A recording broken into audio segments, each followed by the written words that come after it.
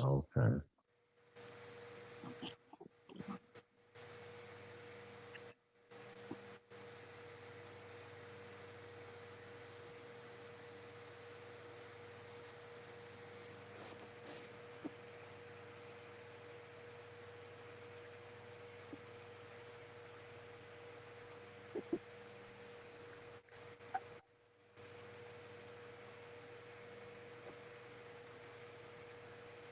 I'm not red on my TV screen. I'm trying to see what the difference is.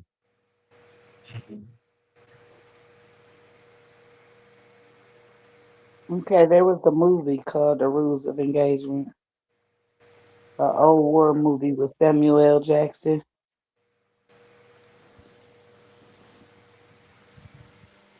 Terry Childers. Mm-hmm. Oh, okay, he played Samuel L. Jackson played Col-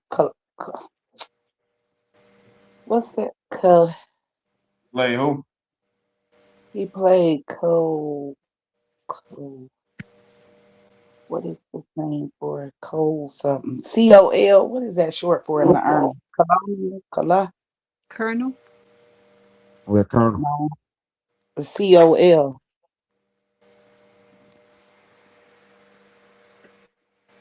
Well, he played Terry Childers, Samuel L. Jackson, a 30-year-old Marine veteran, decorated officer with combat experience in Vietnam, Beirut, and Desert Storm, a patriot hero. But now the country he served so well has put him on trial for a rescue mission that went terribly wrong. For his attorney, has chosen Marine Col- Colin. No, Colin Powell. No, I'm thinking of Colin Powell. Colonel, right? Oh, okay. Colonel.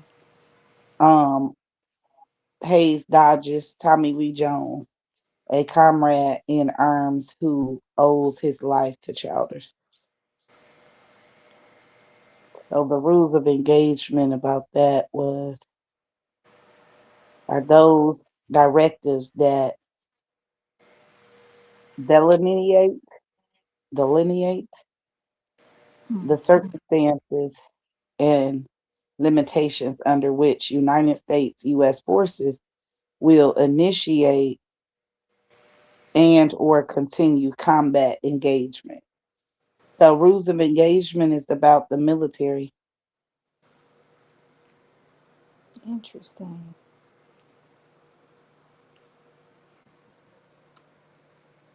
Oh, okay. Well, this one is a set of predetermined rules for meetings that foster a productive working environment where problems are solved and ideas are shared freely. Okay, so that's the other one.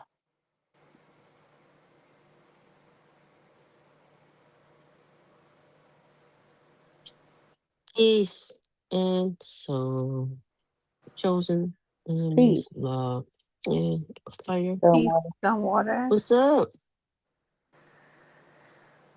Okay, so what are the rules of engagement according to the Bible? Do not be overcome with do not be overcome by evil, but overcome evil with good. These are the rules of engagement.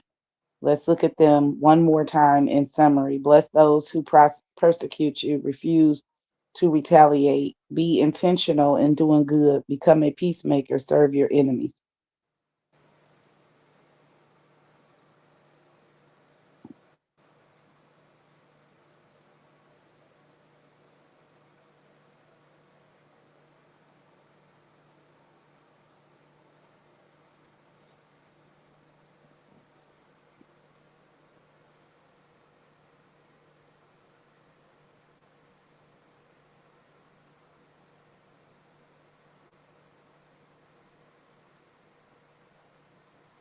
The golden rule of engagement requires us to empathize with others, including those who may be very different from us, to understand, respect, and ultimately meet their expectation. The best practices for engagement are derived from the basic sociological truism embodied in the golden rule. So again, requires us to empathize with others, including those who may be very different from us, to understand, respect, and ultimately meet their expectations. Mm.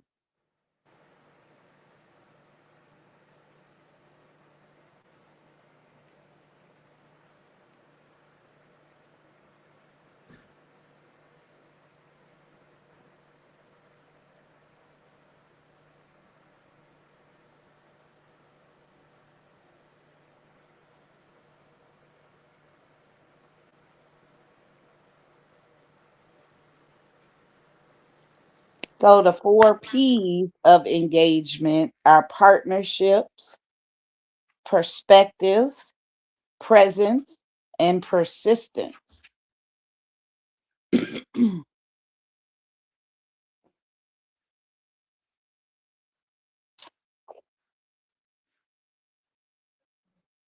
So to keep people engaged, you got to create partnerships, you got to have perspectives, you got to be present, and you got to be persistent.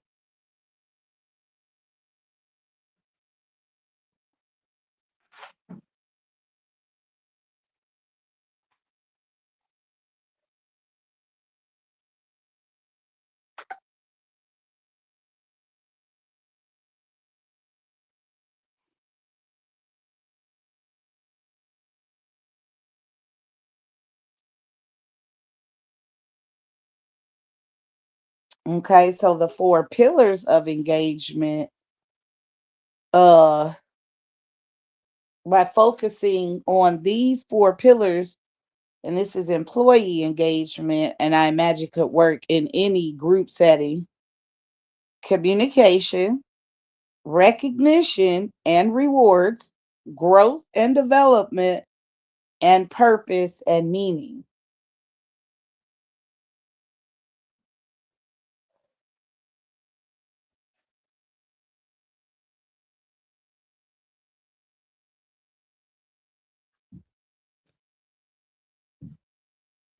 So now my question is, in engaging with people, should you engage and try to keep your circle around people that are like-minded or opposites?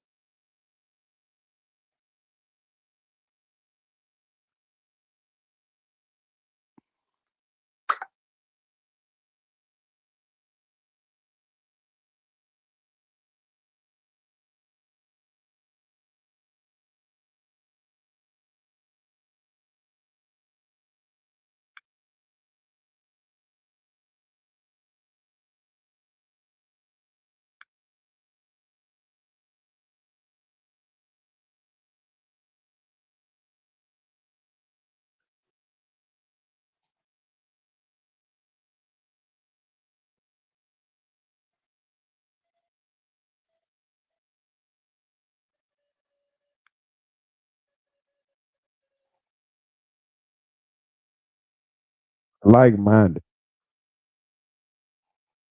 I was trying to share my screen.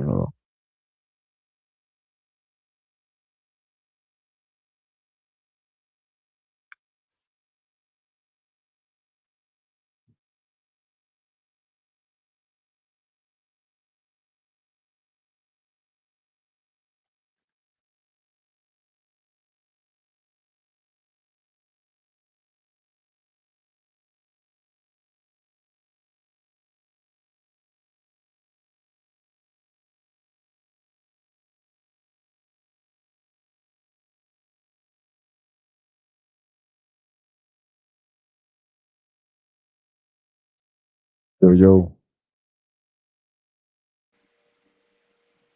Hey. my mic on? Yes. Okay. Deuteronomy 10, 20, 10 through 12. When thou comest nigh unto a city to fight against it, then proclaim peace unto it. And it shall be, if it make thee answer of peace and open unto thee. Then it shall be that all the people that is found therein shall be tributaries unto thee, and they shall serve thee. And if it will make no peace with thee, but will make war against thee, then thou shalt besiege it.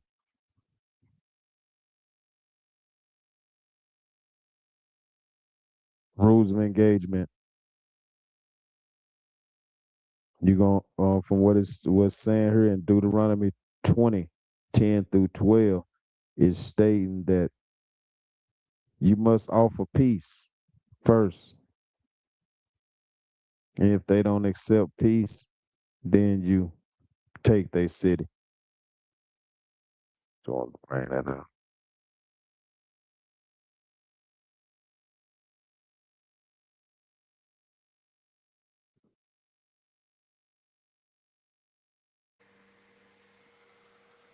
So turn the other cheek is not really the first order that was given to us.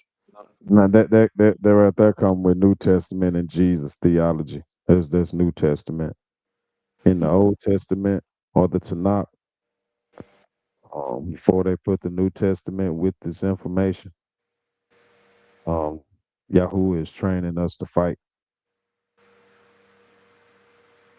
I did see that. Mhm.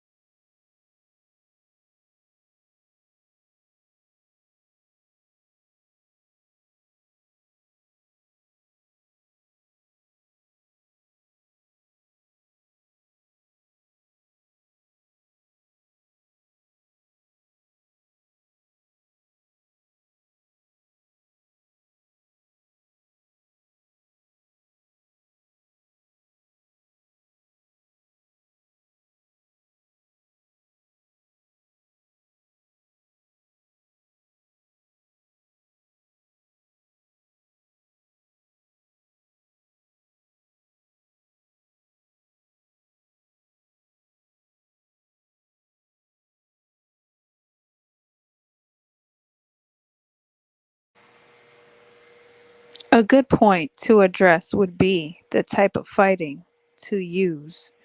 So I don't think the first method would be outright war,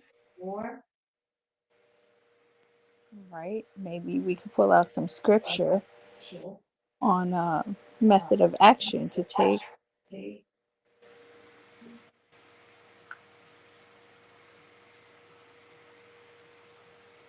Sir.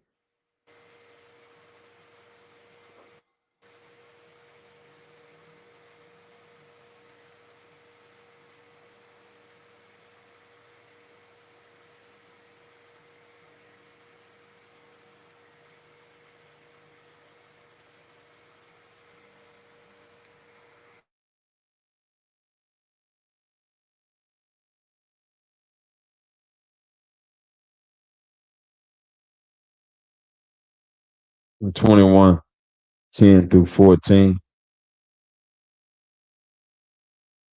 It's they say this got something to do with marrying female captives.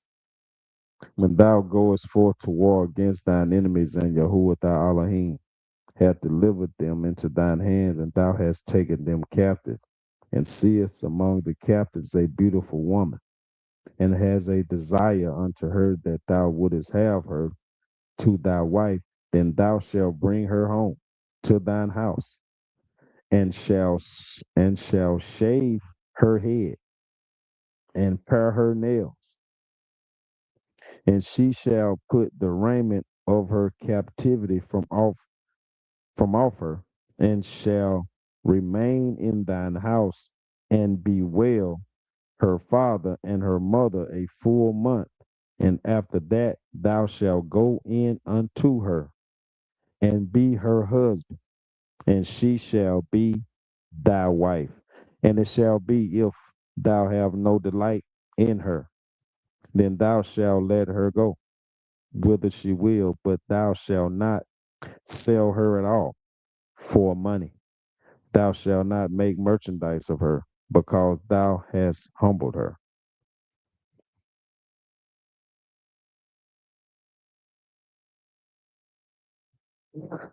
Rules of engagement.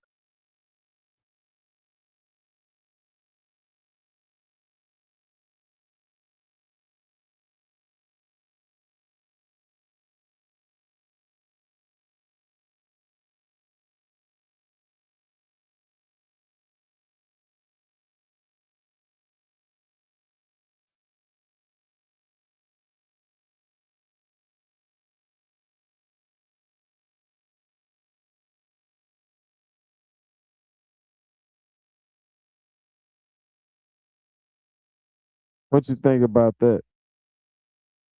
That was some pretty rough language there concerning what to do with women captives.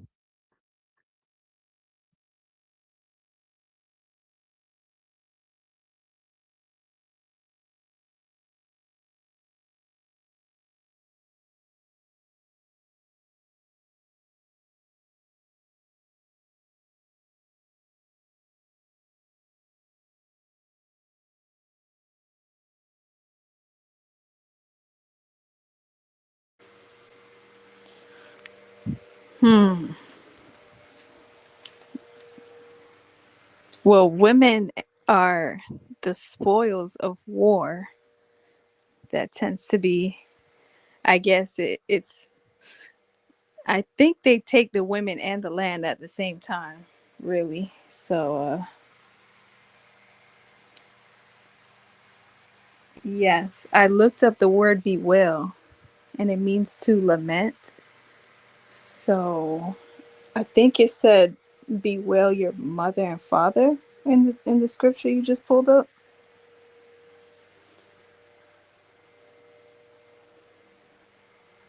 Yeah, if that's what it says, they want you to forget you ever had a mom and dad. They're taking you captive. Boom. End the story.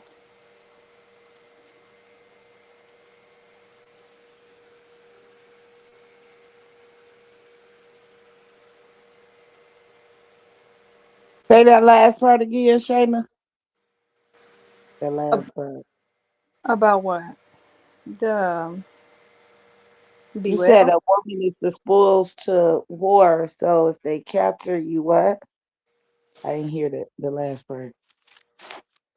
In the scripture that Fire just pulled up, I think it said to bewail your mom and dad, which would be to lament them, to basically grieve that you will not be with them anymore. And yeah, most every war they take the women and they seize the city at the same time. Um yeah. I don't know if this is still rules of engagement topic.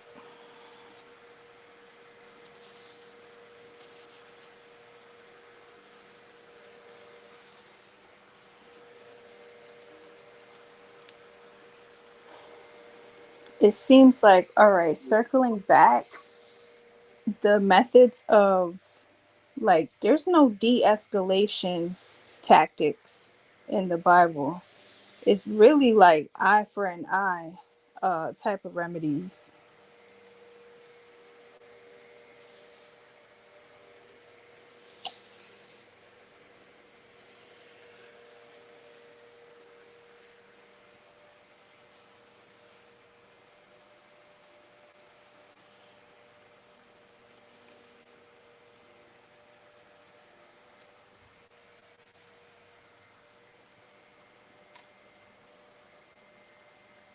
Yeah. I might jump back on a little bit later though, because it's very quiet and I was talking, but I didn't even know my mic was on mute. But yeah, what up, Capone? We discussing rules of engagement, brother. I was talking Shayna, but I didn't notice my mic was on mute. I was sending out invitations. mhm. We're dealing with the rules of engagement, Capone, and what happens when you engage an enemy via the scriptures. We were just reading Deuteronomy 21:10 through 14, to telling what happens when the Israelites take women captive, dealing with the rules of engagement. Yeah, I Yeah, guess I I'll got. just reiterate my point. So, what's up, Capone? It seems very eye for an eye in most of like what how God wanted his people to seek out remedy for life circumstances. Hmm.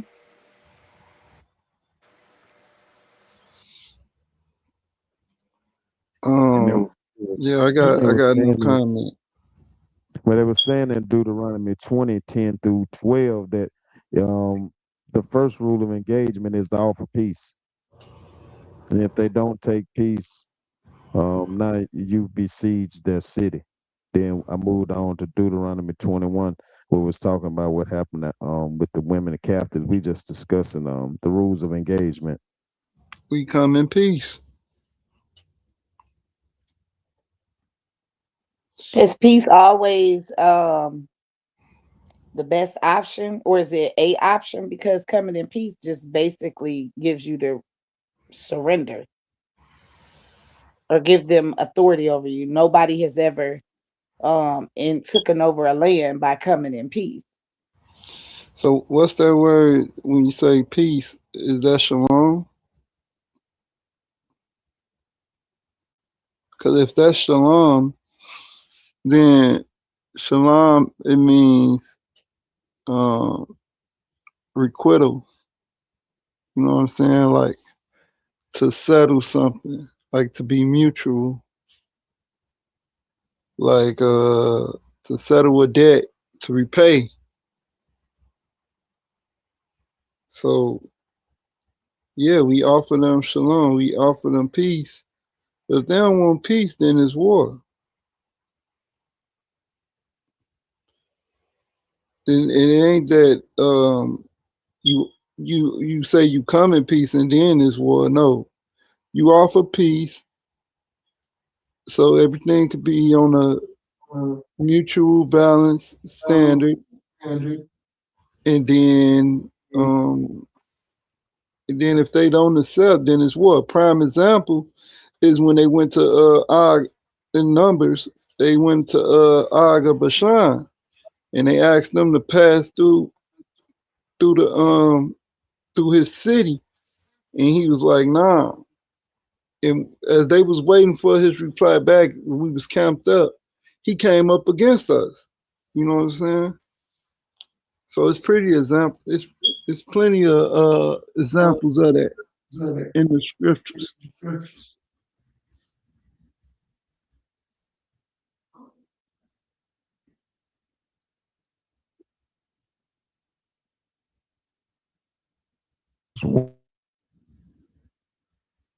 That coming in peace has resolved things. No, you that offering peace.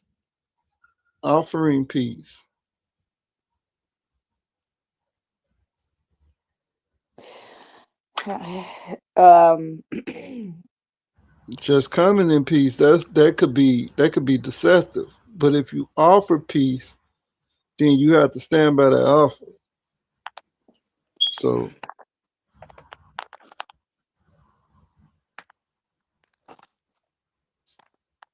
but the word is shalom. That they say uh, offer them shalom, and if not, then defend yourself. I got no problems with that.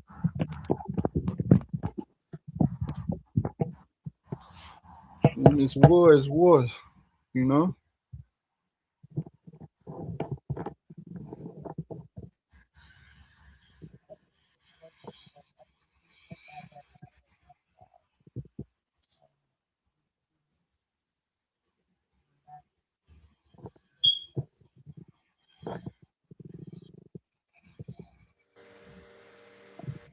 Chosen, if you're speaking, you're quiet.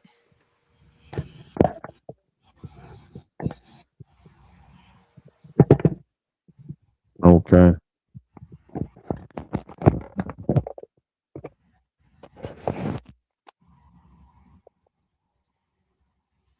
Can you hear me now? Yes. Okay. I was saying I don't think peace is ever coming in peace. Offering peace first has ever really worked for us. And I think that's part of the reason why we actually still in bondage, because we go by that motto and we've done that.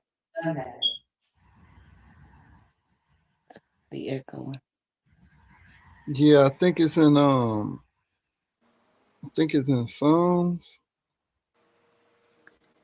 They say, though we offer them peace, they had blood in their eyes, or something like that.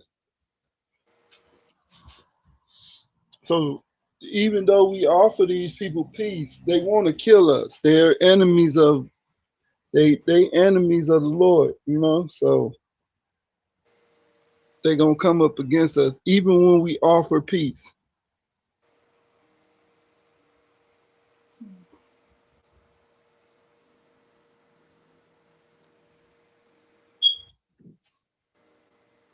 Mhm. I don't know what I did with the other phone. Gonna go to Jeremiah 6:14.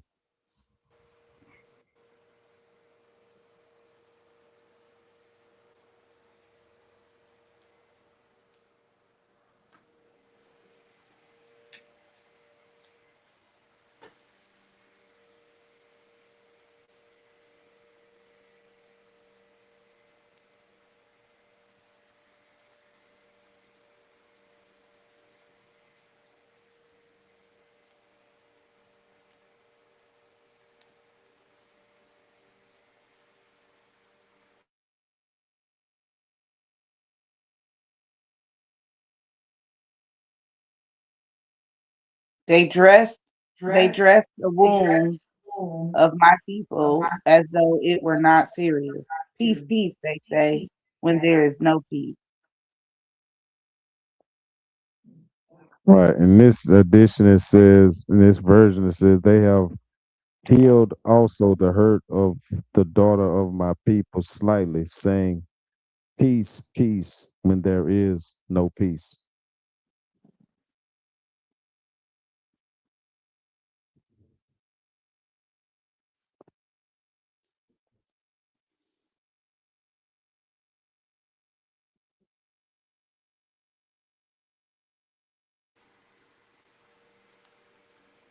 I think in those times, peace would have had to have been declared by a king. So maybe that's what Capone meant by you can't just come in peace, that you have to offer it because a judgment needs to be made that peace is here. That's like back then. In terms of now, coming in peace, um, it's not really respected. And it's some people would say it's human nature to take advantage where you see that you can. Um, It's definitely a learned habit. It could be out of survival, um, or like frustration, other things. But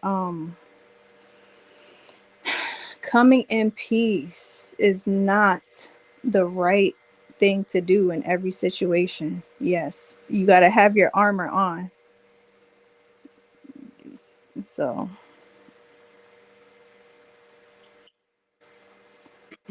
Okay, so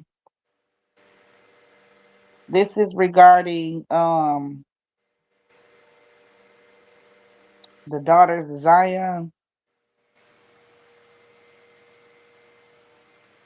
as far as who they were saying peace. They say come in peace, peace.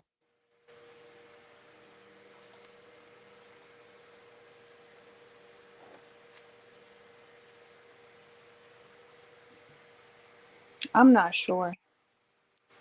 I'm not sure what the script was saying.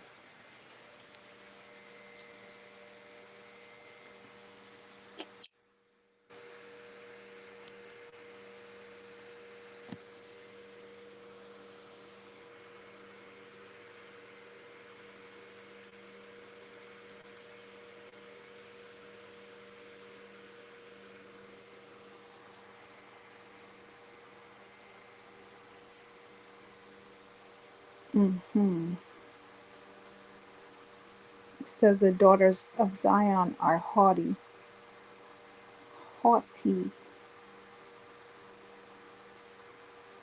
It also says they're beautiful and delicate. Hmm.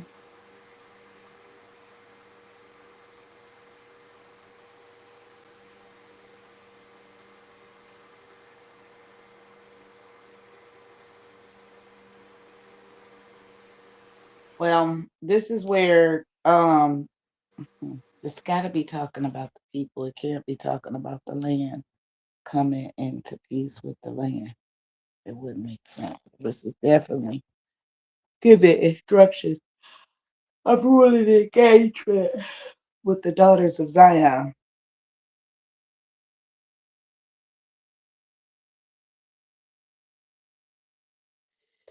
and how to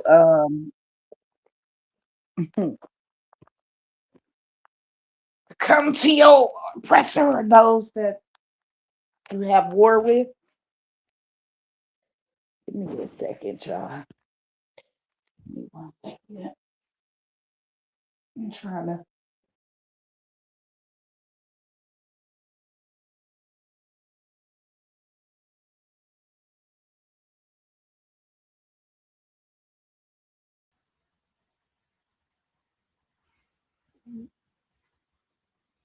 That, Point yeah, to 'em. yeah, that's Jeremiah. What you 6 say, and Jeremiah 14. 16? Saying that we saying shalom, shalom, and slightly. There is no shalom. Right. We fooling ourselves, right? But we gotta do it though. You gotta do that. So that's Torah. I couldn't find the one since Psalms, man. Talks about that his vengeance in his eyes or something like that. When you make a peace pact. I was just looking for it. I couldn't find it. And I don't know what I did with my other phone. I can't been looking for that phone all day. In between the couch. We Hell no, probably lost it the same night he lost it trying to record the debate. probably fell behind his damn bed or some shit.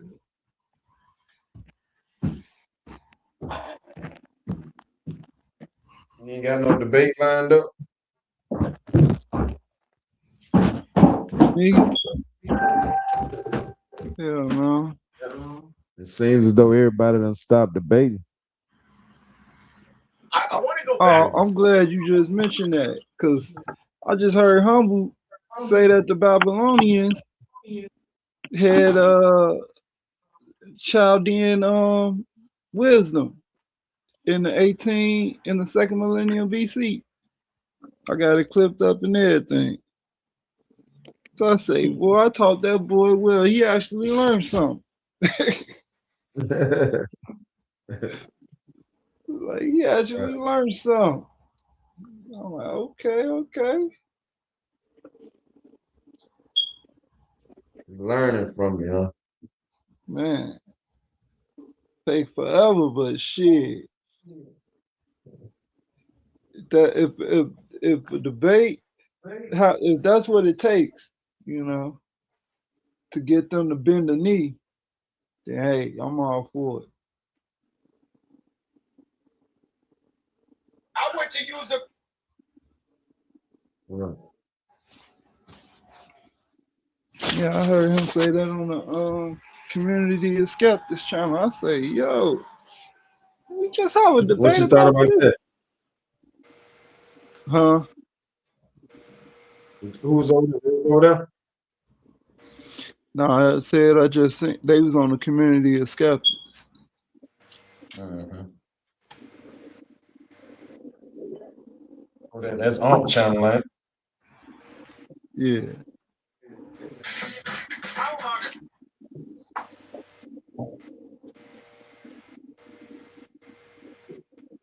Yeah, that's what I'm trying. Pseudo killers or some shit like that.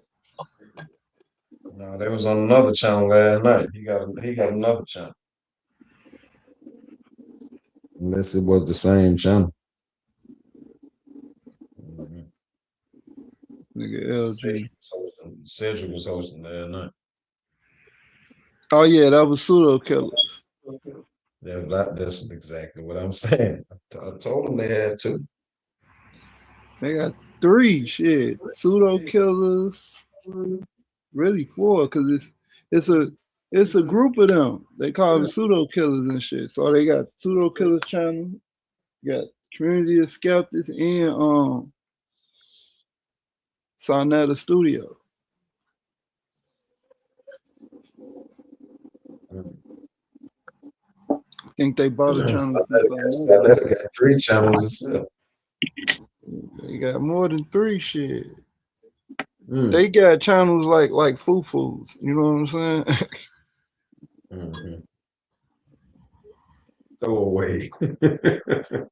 Yeah, motherfuckers don't use all they do is just recycle it's the game on YouTube. You just recycle the content.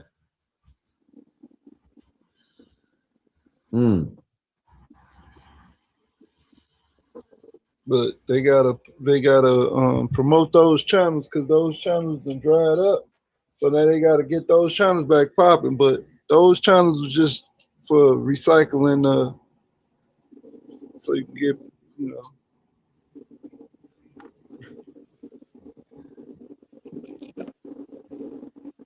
But shit, fuck all that.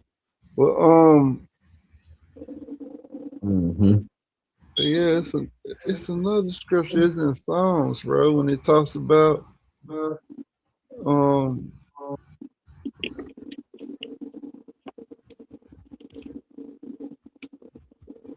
I think it's the one when it say his tongue is smooth as butter, something like that. I think it's that one. Right. When they talk about when they want to barter, but they really got blood in that, vengeance in their eyes, or some shit like that. Mm-hmm. But it goes into it though. But yeah, and since you mentioned the shalom, it's an Egyptian passage, right? It's a with these Egyptian pharaohs, they went to attack these people that left out of Egypt, and on the inscription it say they were screaming out shalom, shalom. How we know it? Well, it say they'll say shalak. Wait, not shalak. How you say it in Egyptian? It's with a R, cause they can't. They don't make the L sound. L is foreign. So it's like shamar, but those are biliterals. But they was talking about the foreigners. So the foreigners, instead of making the R, they would have been saying the L. So it's shalom. They were saying shalom, shalom. And when you look up the word in the Egyptian, it's peace, or it means to surrender. That's another thing.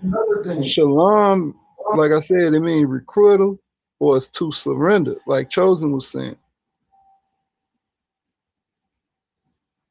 Mm.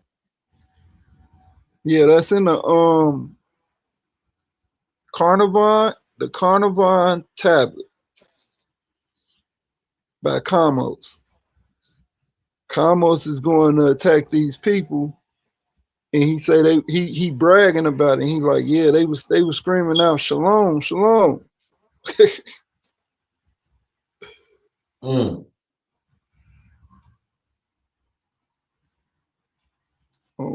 Try to find it.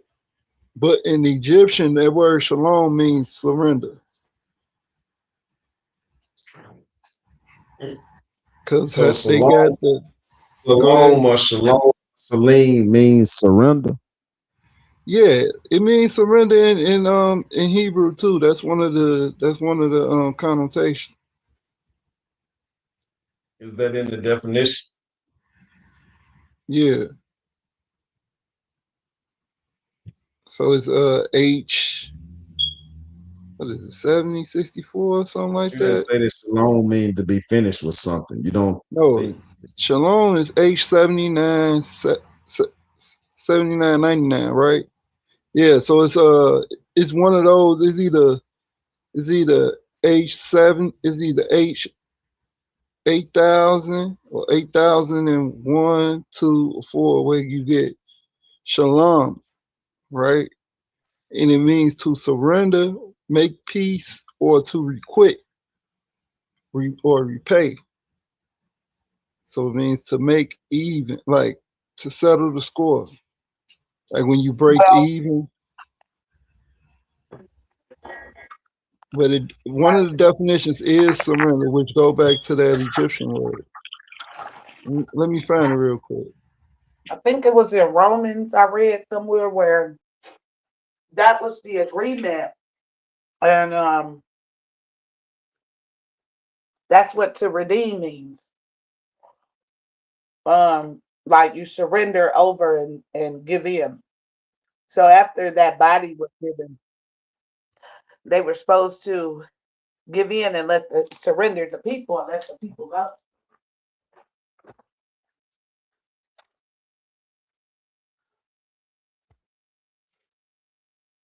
According to Romans, that was the. I may not be saying it correctly, but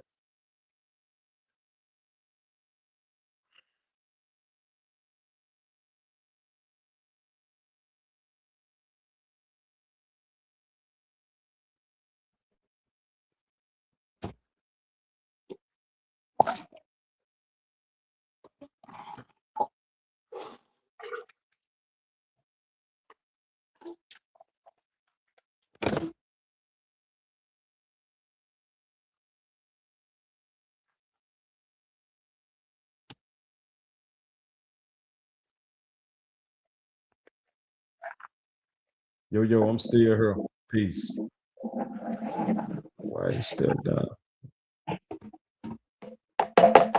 His phone probably keep going dead.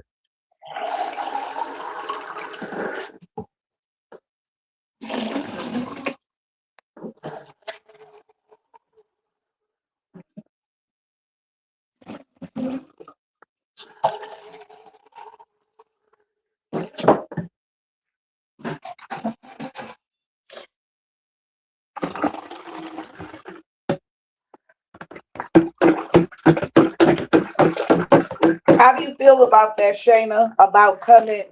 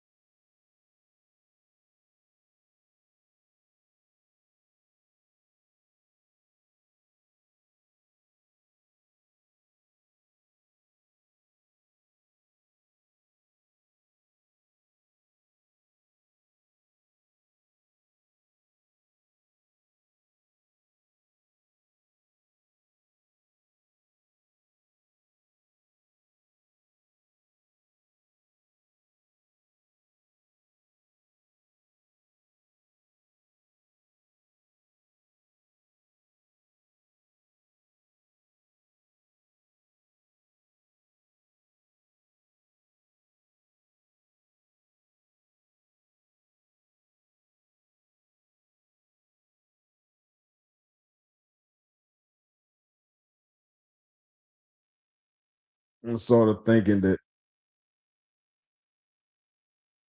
you know, it's not as rowdy over here, people. So, um,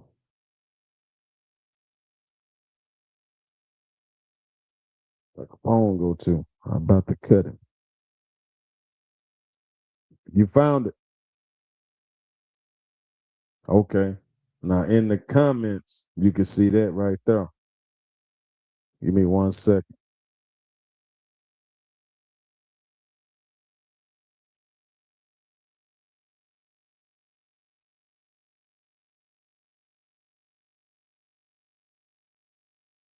Boom.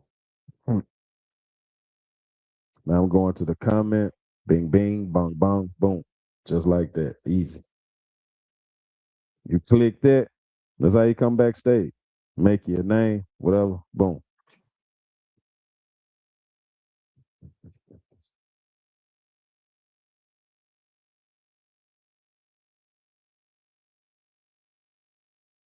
Farming with Key. What's happening with you, bro?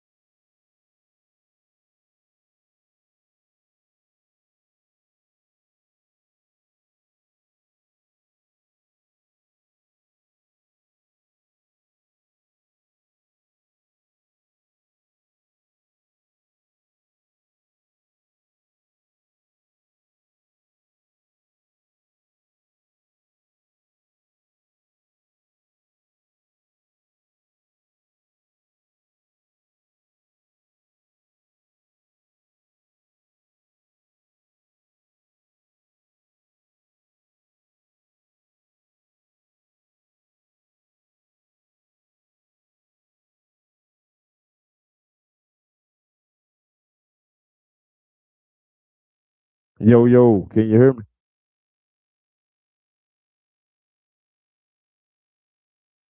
Oh boy, we gotta watch that mute. I'm over here talking too. So I'm saying I would like to get more information and hear more information on Israelites versus the so-called Jewish people. I'm indifferent with it. I don't have a stance. I don't know if um these are the Africans that migrated here or if they're still considered themselves Africans, but once they put the borders up, then this is what the fight or the war became over. Who are those people?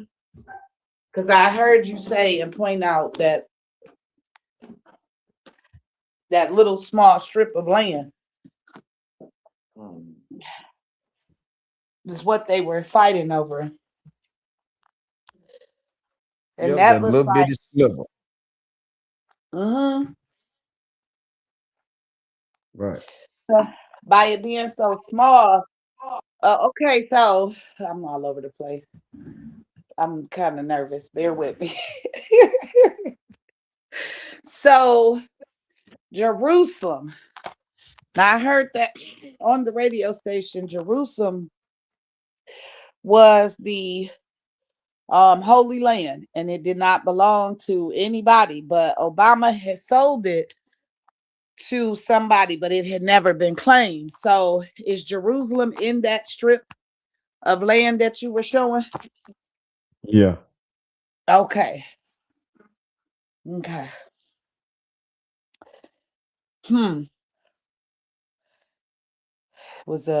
It was a like a Christian panel, and they were speaking on that land never being owned by anybody, and that it was not ownable. Like no one could claim the rights to that land, and it had stayed holy for a while until Obama sold it. Now, with them fighting it, what it looks like is they're fighting over the um one to bridge the gap between the rest of Asia and so forth, or and the Africans and towards this way. Let me get the linguistics, the Hellenes and the Greeks and the Asians. So, and the Europeans. Now that strip connects them to the rest of this side of the region. Now those people are they are separate. I mean they're a different race than the other Africans, so I would understand why they now I'm getting it. The darker version and the dark skin. So you had those skinned and they disconnected themselves from the lineage. Because that is Africa, whether they want to believe it or not. The Middle East is African soil. Okay, so I'm understanding the picture a little bit clearer now.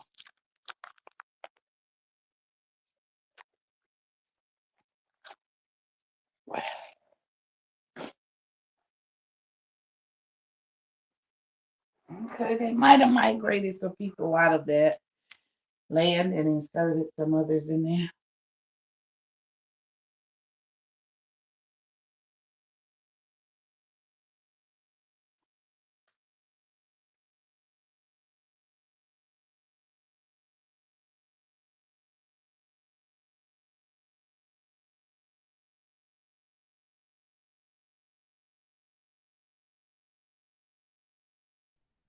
Peace, peace.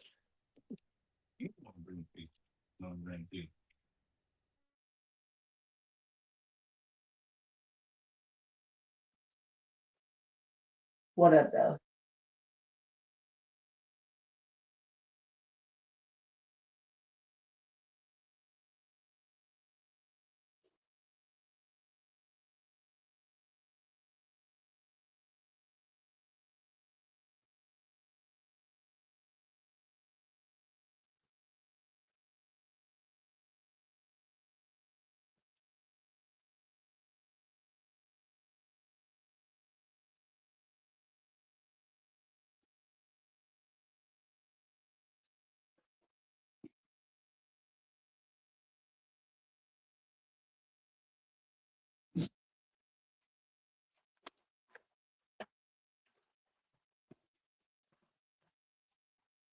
Let's dance. So before I was looking at biblical chronology, to really make it factual for me, not to just believe what the Bible says. Looking at history and geography, The tectonic plates are what I had understood to determine like the edges of a continent. So like parts of the Mediterranean lands do sit on an African tectonic plate. So, you know, the people are of the land. The Bible does say that too. Um, and then those areas, because North Africa, this is also just adding something on. Let me make this statement here. I don't subscribe to people coming out of any one place on earth. It's kind of hard to conceptualize. I think that's why the Bible's even here, because if it takes two people to make one person, then where did the two people come from to begin with? And it seems like life just emerges out of certain areas around the world. And we have names that have been stolen and attributed to other places across the world. So we can't tell who had the culture first. We have maps that show that too. And it's like, okay, modern history is too modern. Let's discredit it. History is too old. We can't believe it anymore. That is still involving belief. And then there's the component where we're neglecting the oral renditions of our ancestors who are alive today. So there's a thing right now going on. It's like a disease to humanity where we do not believe each other. And that will cause us to be sick, because humans are tribal and communal at our origin. If one person in the village was sick, then there was something wrong in the village, not with that person. So life is very much like, the Bible speaks of this too, how the birds will have what they need to eat for us not to worry. And you can see that in many different places around the world, how melanin is prominent and then gets shaded out and then shaded back into its beautiful blackness. There are hot spots on the earth. That's what I know. And one of those hot spots was the Levant, the Mediterranean, in that area, up and down, back into Africa, then back up into Eurasia. And I see another very prime hotspot in the Caribbean. And then we have those older maps where they like to say that was the Ethiopian Sea. So they're trying to attribute either the ways of the people there, the phenotypes of the people, to Ethiopia in Africa. I don't know if y'all are still following me here, but I guess I could land here. This will be an example that maybe you can look at to kind of see where you could place what I said. The northeast corner of South America is what was rendered as, the ocean around that area was the Ethiopic Sea. And the northeast corner of Africa is Ethiopia. So they either just like stamped it, and said, this is this over here, or it was the same people and the same culture that took place in these hotspots where we can't figure out who came from where.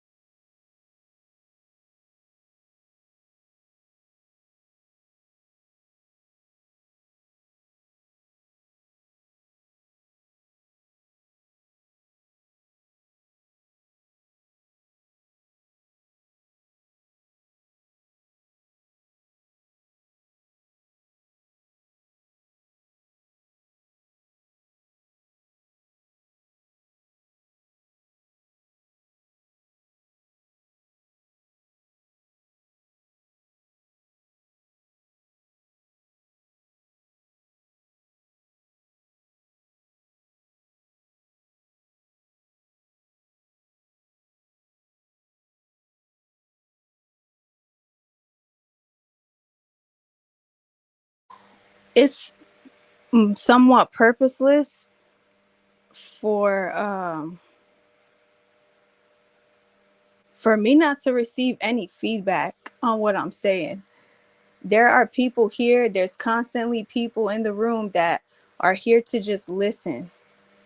So I'm curious, like, do you have anything to add? What are your thoughts on the topic? What are your thoughts on what I said? Like, what's up?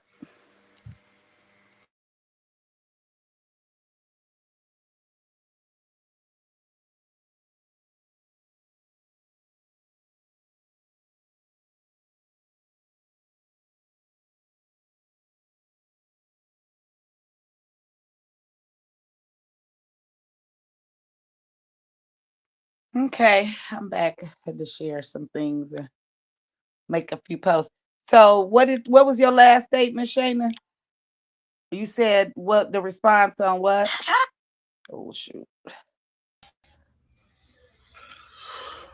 Shalom, shalom. Peace. Peace. Peace, peace. What's happening, y'all? Peace, peace. There is no peace, buddy. Insinuated peace. What we talking about tonight?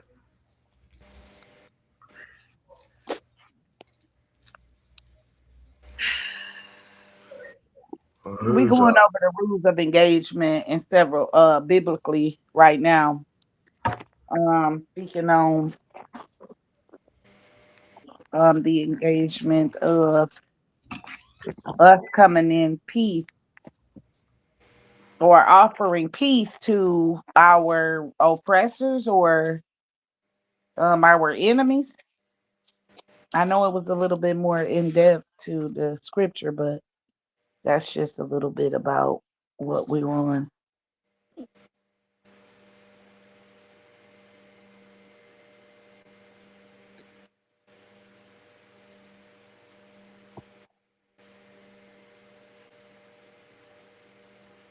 No doubt, no doubt. That's what's up. Saint Humble just up in this thing, man. I was on the wrong profile to bounce back. Get this one to come back in here on now. But that's what's up.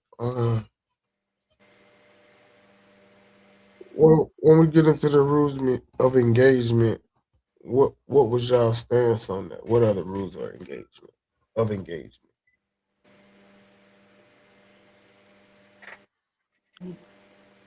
Fire brought out a scripture, I think it was in Deuteronomy, about offering peace first and then basically to prepare to fight.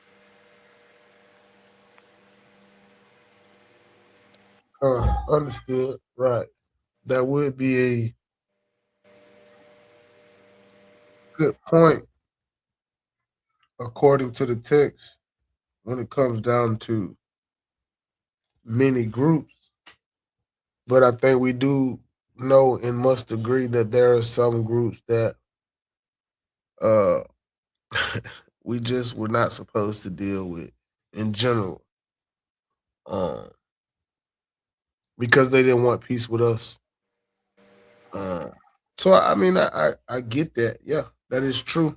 Um don't be hasteful to anger and wrath and violence. So I would definitely agree with that.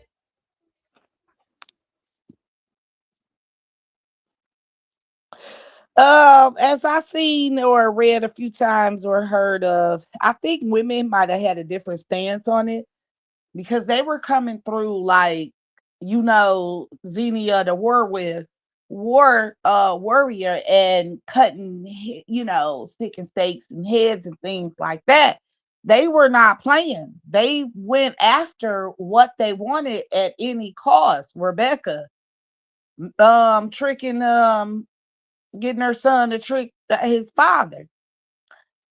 So these ladies were, and I am seconding that by saying that I don't think offering peace as a rule of engagement is the best thing to do in the art of war, or trying to, if you're at war with your oppressor or someone that is trying to invade your land or whatnot, or even change your religious stance, I say offer peace at the end. Once you they lost, now we can offer peace. And I'm being funny, but I'm also being a little bit serious about this too, because I don't think it's ever worked for us. And I've always said, because we were these peaceful people, the type that kumbaya and sing and rally and march and to come for peace, that is offer peace. That has never worked for this specific set of people here in America. So I say nay. Charge first, then offer peace later. Or is that how we got here? Because I do know that somewhere in some of these scholarly information that it said that the matriarch was in place after Abraham had passed. So as I'm listening to some of the stories of the women, I'd love to get more into it and see how wretched or treacherous they was with their stance and things. It's glossed over. It doesn't really go into detail about, I don't know. Let me see. Uh, Philippe, Philippi, Philippe. I wish I knew the names.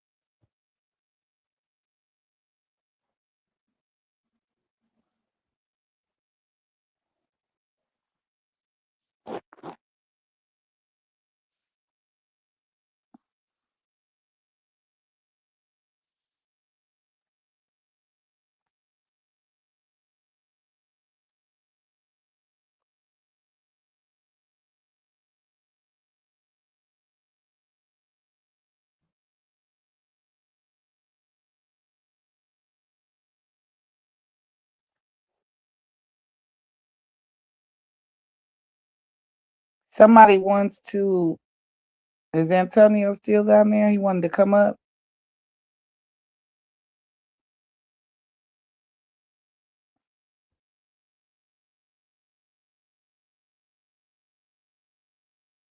What up, humble?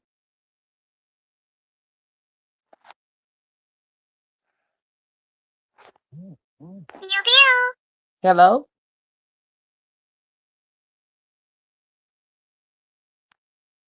Yeah, we here. I'm here. Oh, okay. Somebody was in the comments asking how can they join the panel. Who was that?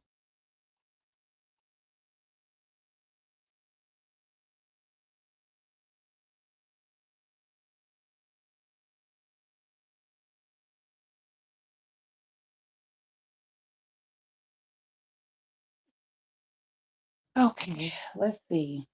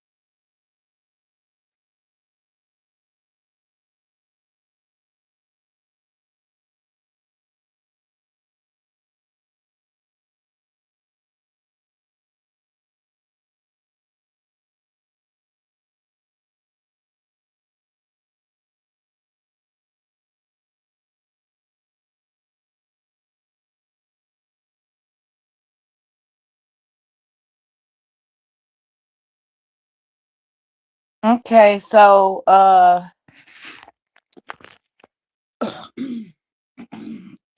understand now. We see Paul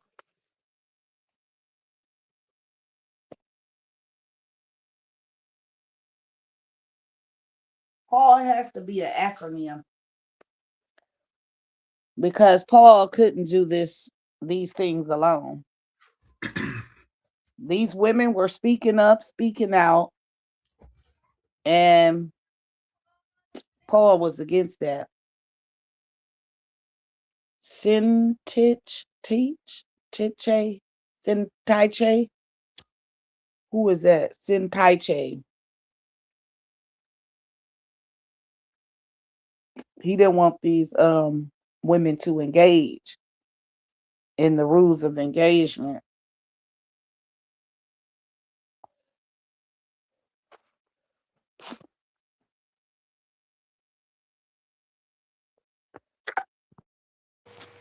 I have a question for the men. Well, Humble and Pitbull. For me personally, when I've engaged with you both, um, do you feel that I'm respectful towards you coming from a woman? Like, am I receiving your intellect well? And even my tone, have y'all felt demeaned by me? If you don't mind answering. Short answer, no. Yeah, no, is this Shala? Yes, sir. Okay, nah, you've always been respectful, sister. You ain't never come, no disrespect. I often like to say people like to get misconstrued criticism and disrespect. You've always been a great critic of our work. You've never actually disrespected any of us. I can never vouch for that. Appreciate that. Mhm. Thank you too, Pit.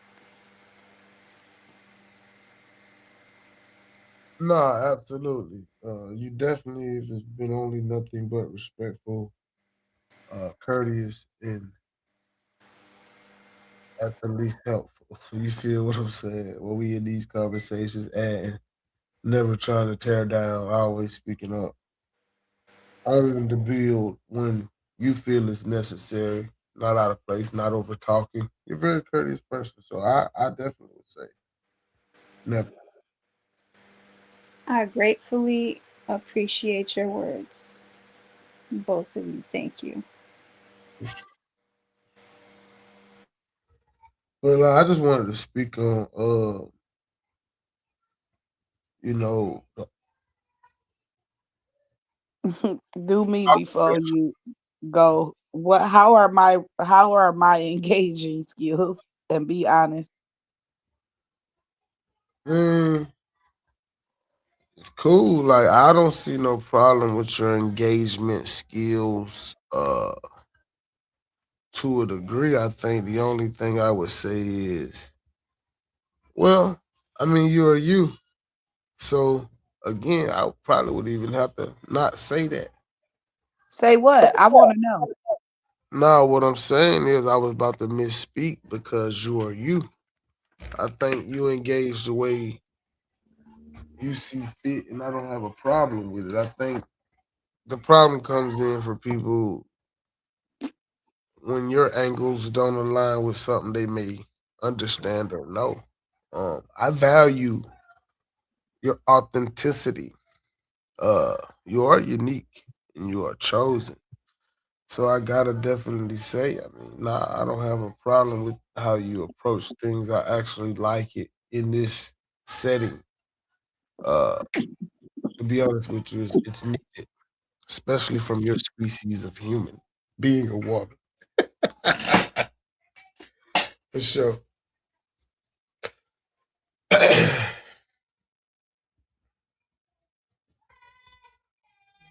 Humble.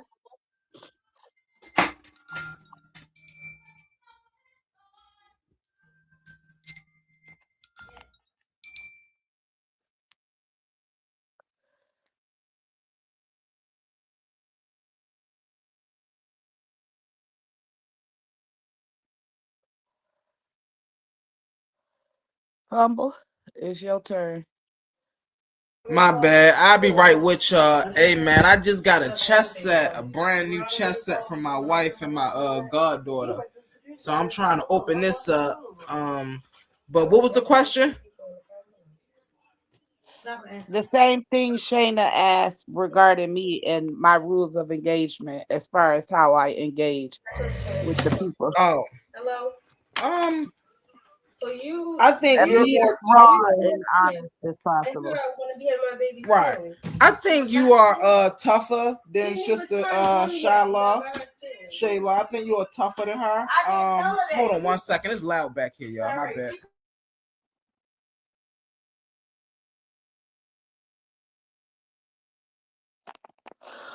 I'm asking One thing because I it's would say, my bad. They was in my go background loud. ahead. One thing I would say is you actually get in the ring. I think Sister Law, she comes more from a judging perspective, someone who's here to hear the information and put things on the line. Chosen, I think you come as someone who are actually someone who challenges information, right? You just don't observe information, but you challenge standpoints and things of that nature. So but in a sense, I don't think it's so much as disrespect as just so much of you just bringing your intellect in the ring. Hold on, y'all. Let me lower my background. Mhm. That's good living. Noise in the background. That's good living. That's life right there.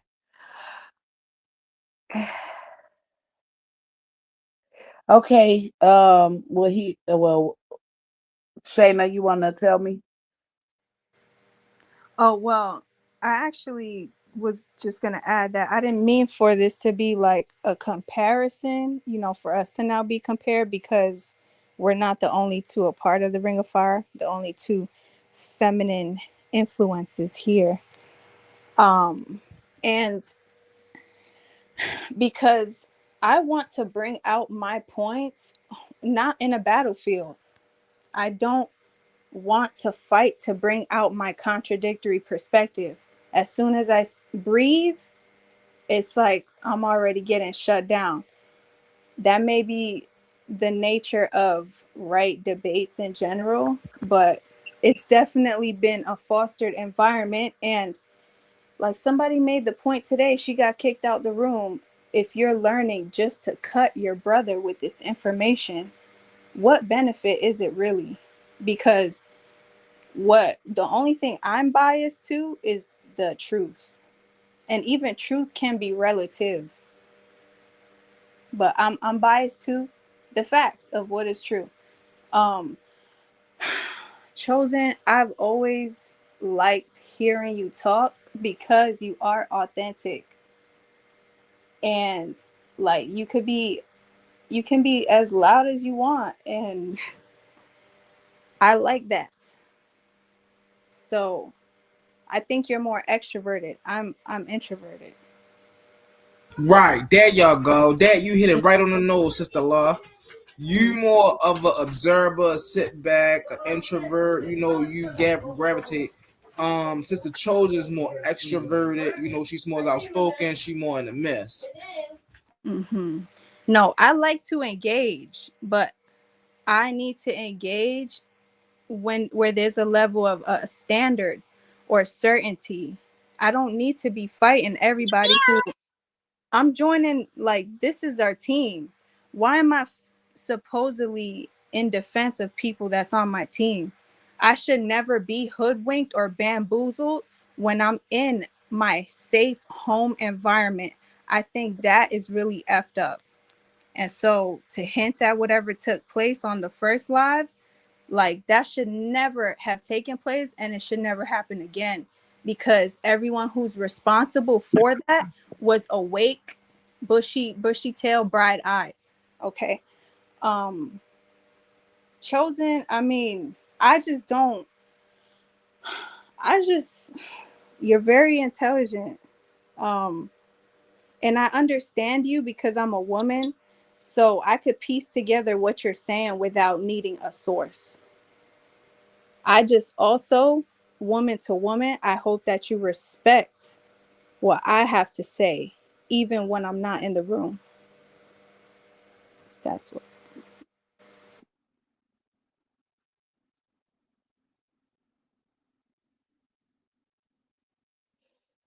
Oh, well, now being transparent, I will always, everybody's perspective is valid for me in rules of engagement. Validity to everybody's perspective, because for me personally, every perspective adds up to the whole piece of the puzzle, the whole puzzle. So I don't know about respect. Respect is a different thing for me.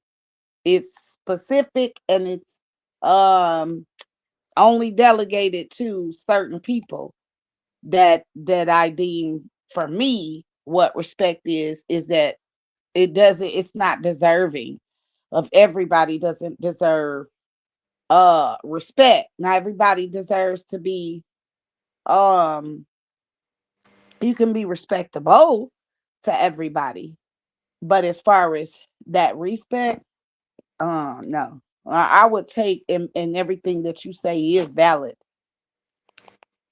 But I that rule, that engagement, I didn't have any idea of that engagement, so I really couldn't uh judge at that moment. But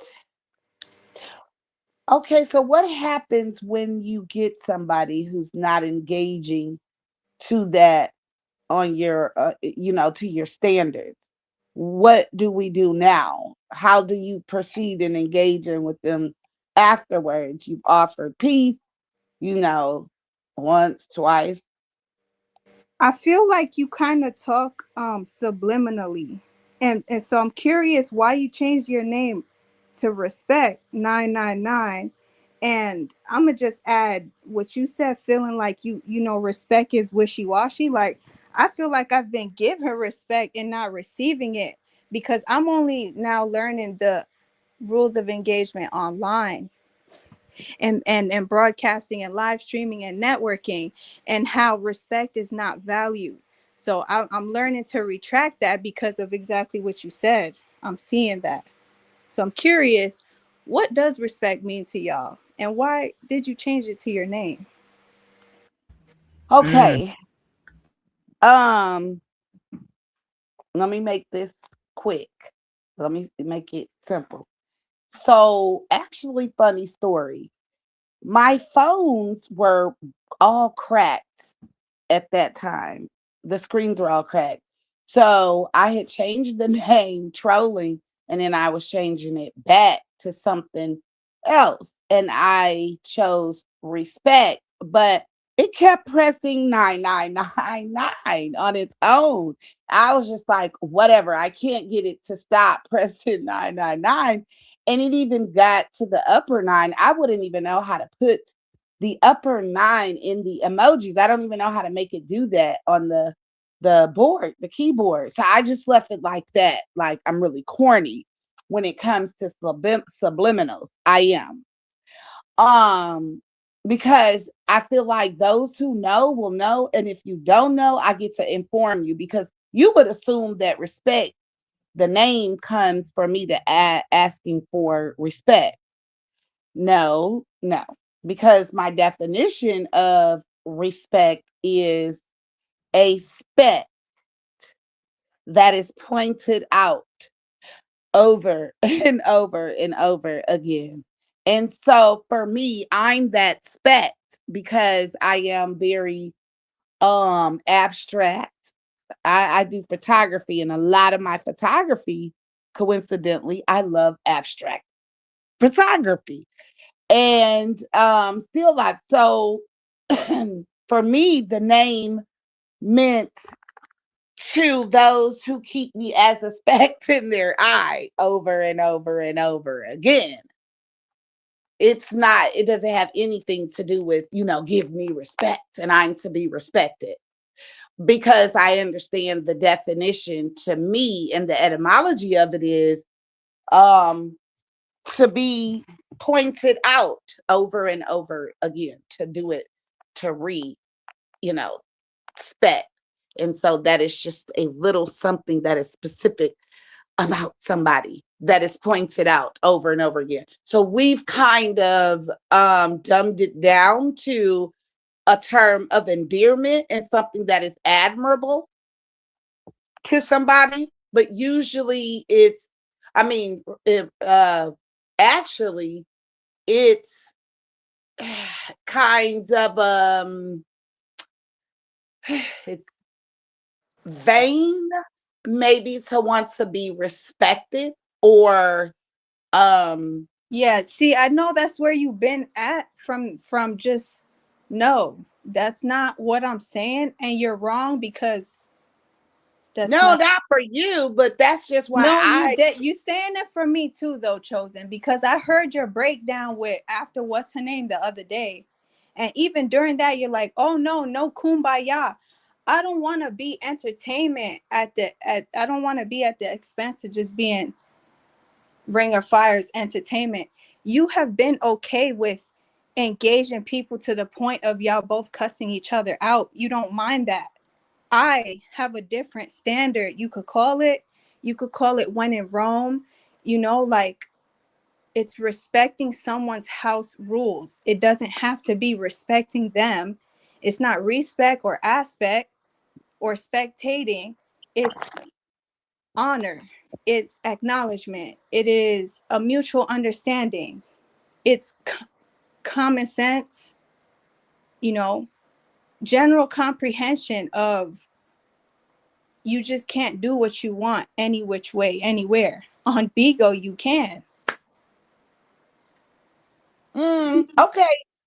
No, this was not for you. This is not for, and nothing I do is for anybody. It's either I'm giving a message or something to take with you in life, but it never me singling out or personalizing anything. That is not me. So no, But the we just started kumbaya is talking about because us. We got the men's perspective on us, and then we landed here. wait, oh, you asked me what did the name mean? What was you was Yeah, what's curious about? respect? Yeah. Now That's a good the question. kumbaya thing is, so and we were doing Woman Wednesdays, and for me, if I'm on a panel or a group discussion and everybody's agreeing, then it's a boring. If everybody's like, "Yep, that's right," that's church. And so for me, to know kumbaya means you don't have to form a sisterhood with women. Like should be a space I where, understand that. yeah. We So it kind of, wasn't anything for you. That was just like for, because some people think I have to guard I know, myself. but, but see, you don't mind going through that experience for the sake of content. I do.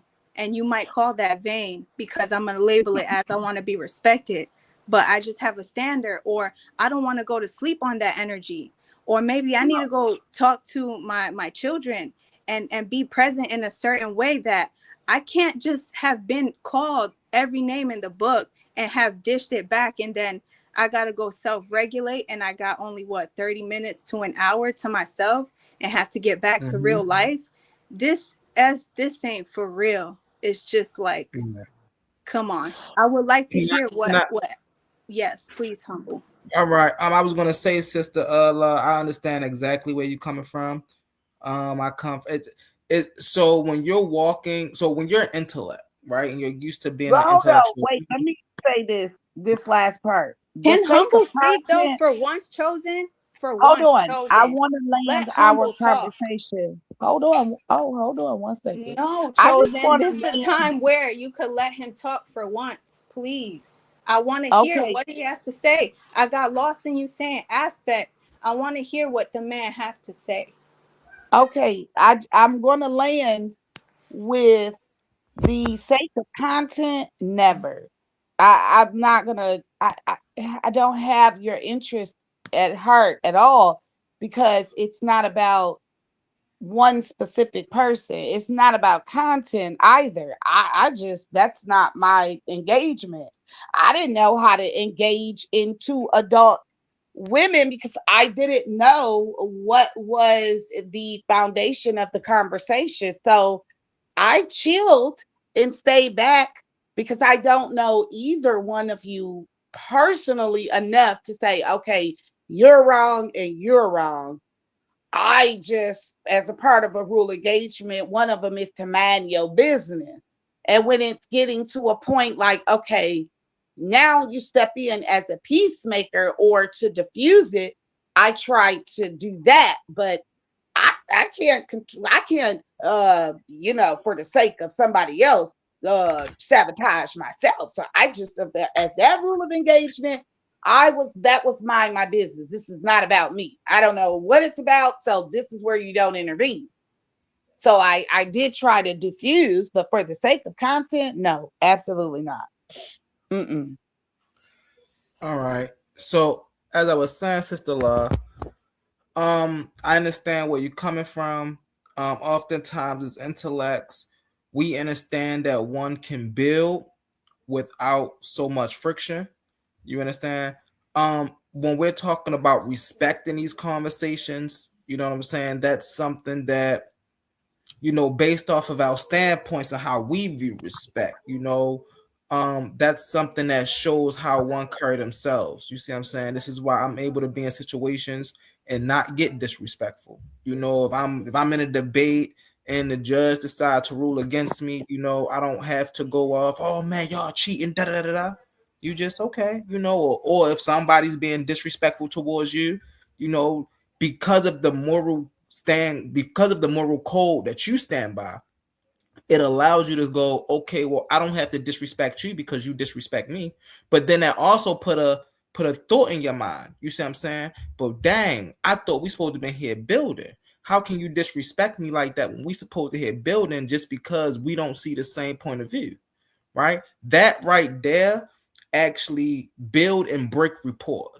Right? I'll give an example. Me and Unc, right?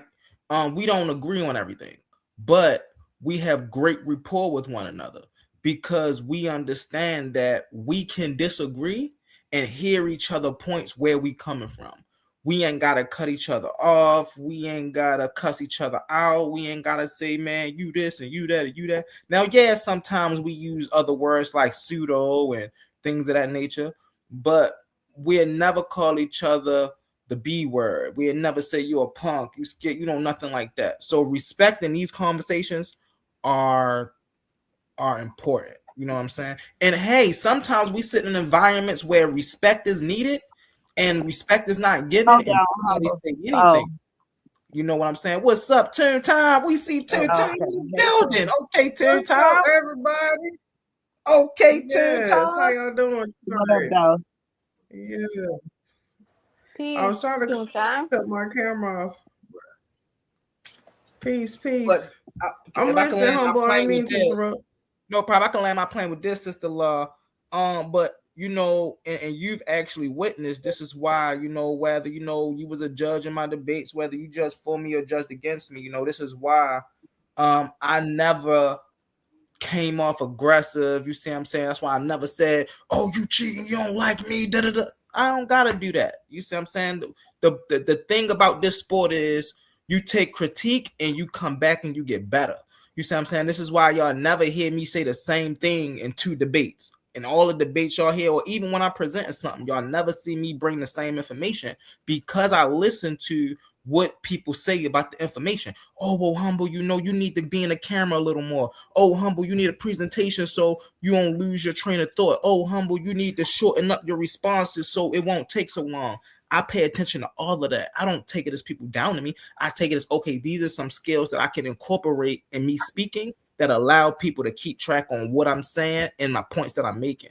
You know what I'm saying? So people like you are most definitely valued, Sister Law. I don't want you to feel like you're not valued because I value you. I land my plane with that, y'all. I If I appreciate may, it. Yeah, what's up? Peace, everybody. peace. So, if I may,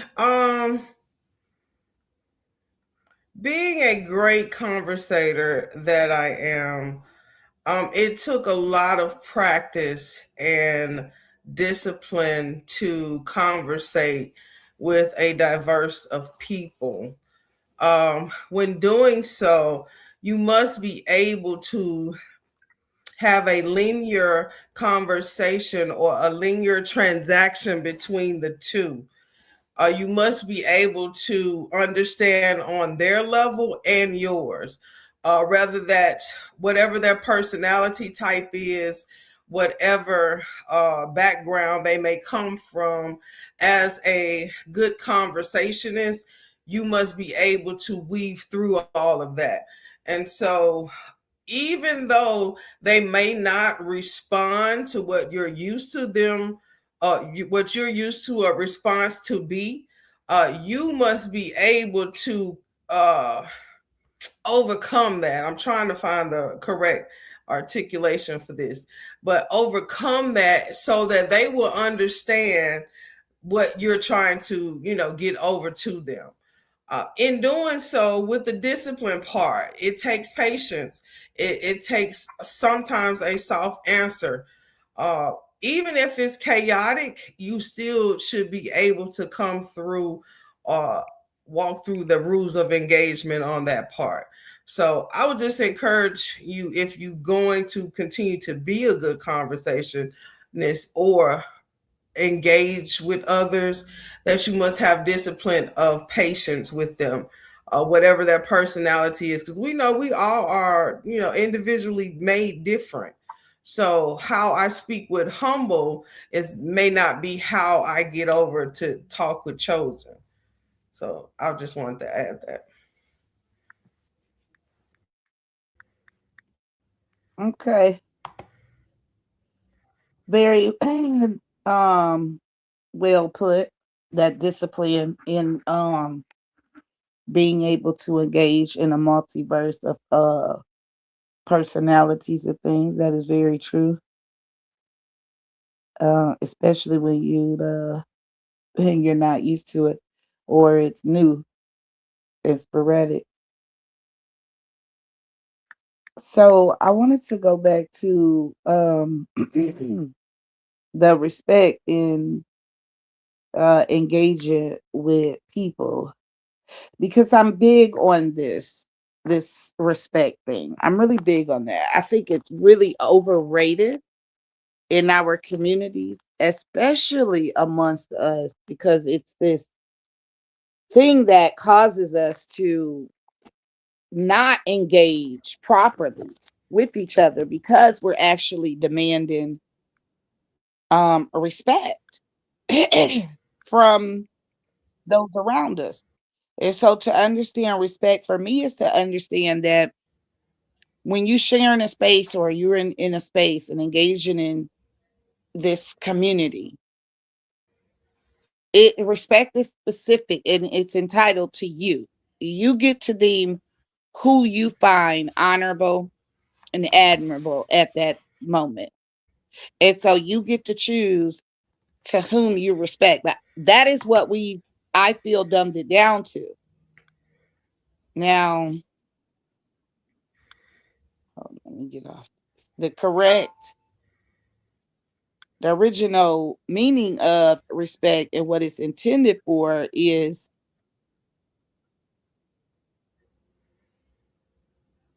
exactly this. It reads to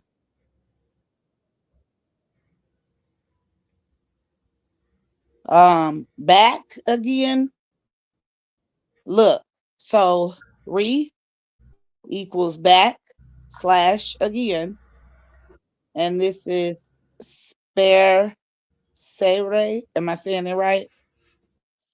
That is the Latin etymology which is spessere, to look.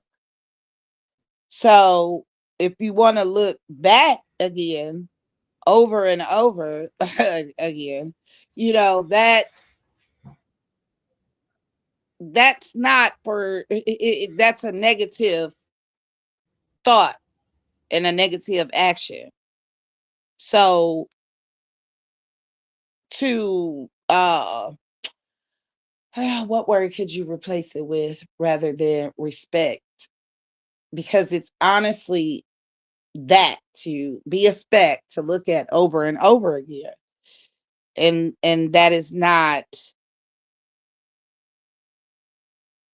a cohesive rule of engagement when dealing with a multitude of people. You don't have to demand it. You can, earn it. I feel personally you earn respect. That is, it should be a rule of engagement, is that you earn that title of being honorable or admirable, because it's based on your character. I might not respect or feel like that, someone who scams people, older people, for a living, and get them that bag off them credit cards. That's not respectable. I don't respect that. So I think it should be left up to the person to deem what they feel honorable and admirable. That's our meaning now. But yeah, I think I just go a little bit deeper with the Res- respect. yeah, Hmm. respect has to do with dignity, boundaries, behavior. Um, and it's just the proper manner in how we act towards one another. You see what I'm saying? Um, if I'm allowing you the space to speak, then I'm expecting you to allow me the space to speak. If I'm not cutting you off, I'm expecting the respect that you're not cutting me off. So those respect boundaries that we have in conversation. You know what I'm saying? Um, and there's things that we do to one another that shows that we don't respect each other in conversation, such as cutting each other off or not letting each other finish their point or things of that nature. And those things show character traits of a person, and those character traits help help someone identify how they look at you or not, right? If someone is having a conversation, or if someone is seeing a person have a conversation, I'll use myself as an example. If someone is watching me have a conversation and they notice, oh well, Humble don't let people finish up their conversation, their statements, or Humble always cutting people off, or Humble is always cussing people out. I may exert a character trait that people don't want to engage with, because oh well, it'd be too hard to actually get somewhere or build with this brother, because he don't let the other side actually bring their conversation. So things of that nature. When we understand in conversations, and we trying to get somewhere and get to points, I most definitely think respect is most definitely due, because otherwise then how are we gonna, unless we want to talk to ourselves.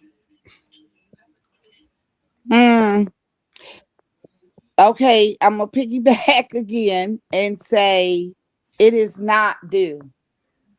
It's self-respect may be due to yourself, to carry yourself in a way where either you're going to have dignity or integrity. And that character is going to be deemed by somebody else that is viewing you, whether or not it is to be respected. Me personally, I don't need respect. I really don't. I don't need for you to respect me. But now, however, I do like to be heard, but I don't need to be respected, because what you were just saying, in one way that we do get to show people without maybe at physical action is through our words. And so when a person is not respected, then that means they are disrespected. That should be okay. And let me elaborate, because I've said this for years. I truly stand on this. So it's not anything to do. This is what I personally honor for life. You have to be okay with somebody not deeming you honorable. You cannot be favored and honored by everybody. I So, agree. hmm, I My agree. apologies. No, I would mhm. say, if I can, um, I feel like some people carry an attitude where I can disrespect you, and that's okay. The moment you disrespect, we see it all the time. If I can use myself again as an example, right? As long as humble being humble, he fine and dandy, right? People can yell at humble, people can cuss humble out, people can do whatever they want to humble. As long as humble being humble, that's okay. The moment humble then get tired of being disrespected and start disrespecting people back, now there's an issue. Now you can't disrespect. I can disrespect you, but you can't now disrespect me. Now it's not okay.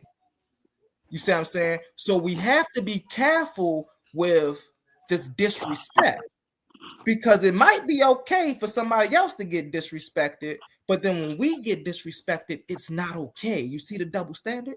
So to avoid that, I would just say respect to get respect. That way we don't have to worry about nobody getting disrespected, and disrespect breeds chaos. So now a person get disrespected, and then the person disrespect them back, and now they arguing and they getting defensive and they going back and forth, and now we see a bunch of chaos when the conversation could have just been had respectfully from the get-go. You know what I'm saying? And we could have got further than we did with the disrespect. Mm, okay, I'm gonna challenge that. If anybody didn't want, if anybody wanna chime in, because ultimately, how do you get this to turn around? Ultimately, oh, hold on. Is this just the phone? Turn this way. Okay, there we go. I want to ask you, Chosen, would you Mm-hmm. prefer respect or loyalty? That's a great Uh, question.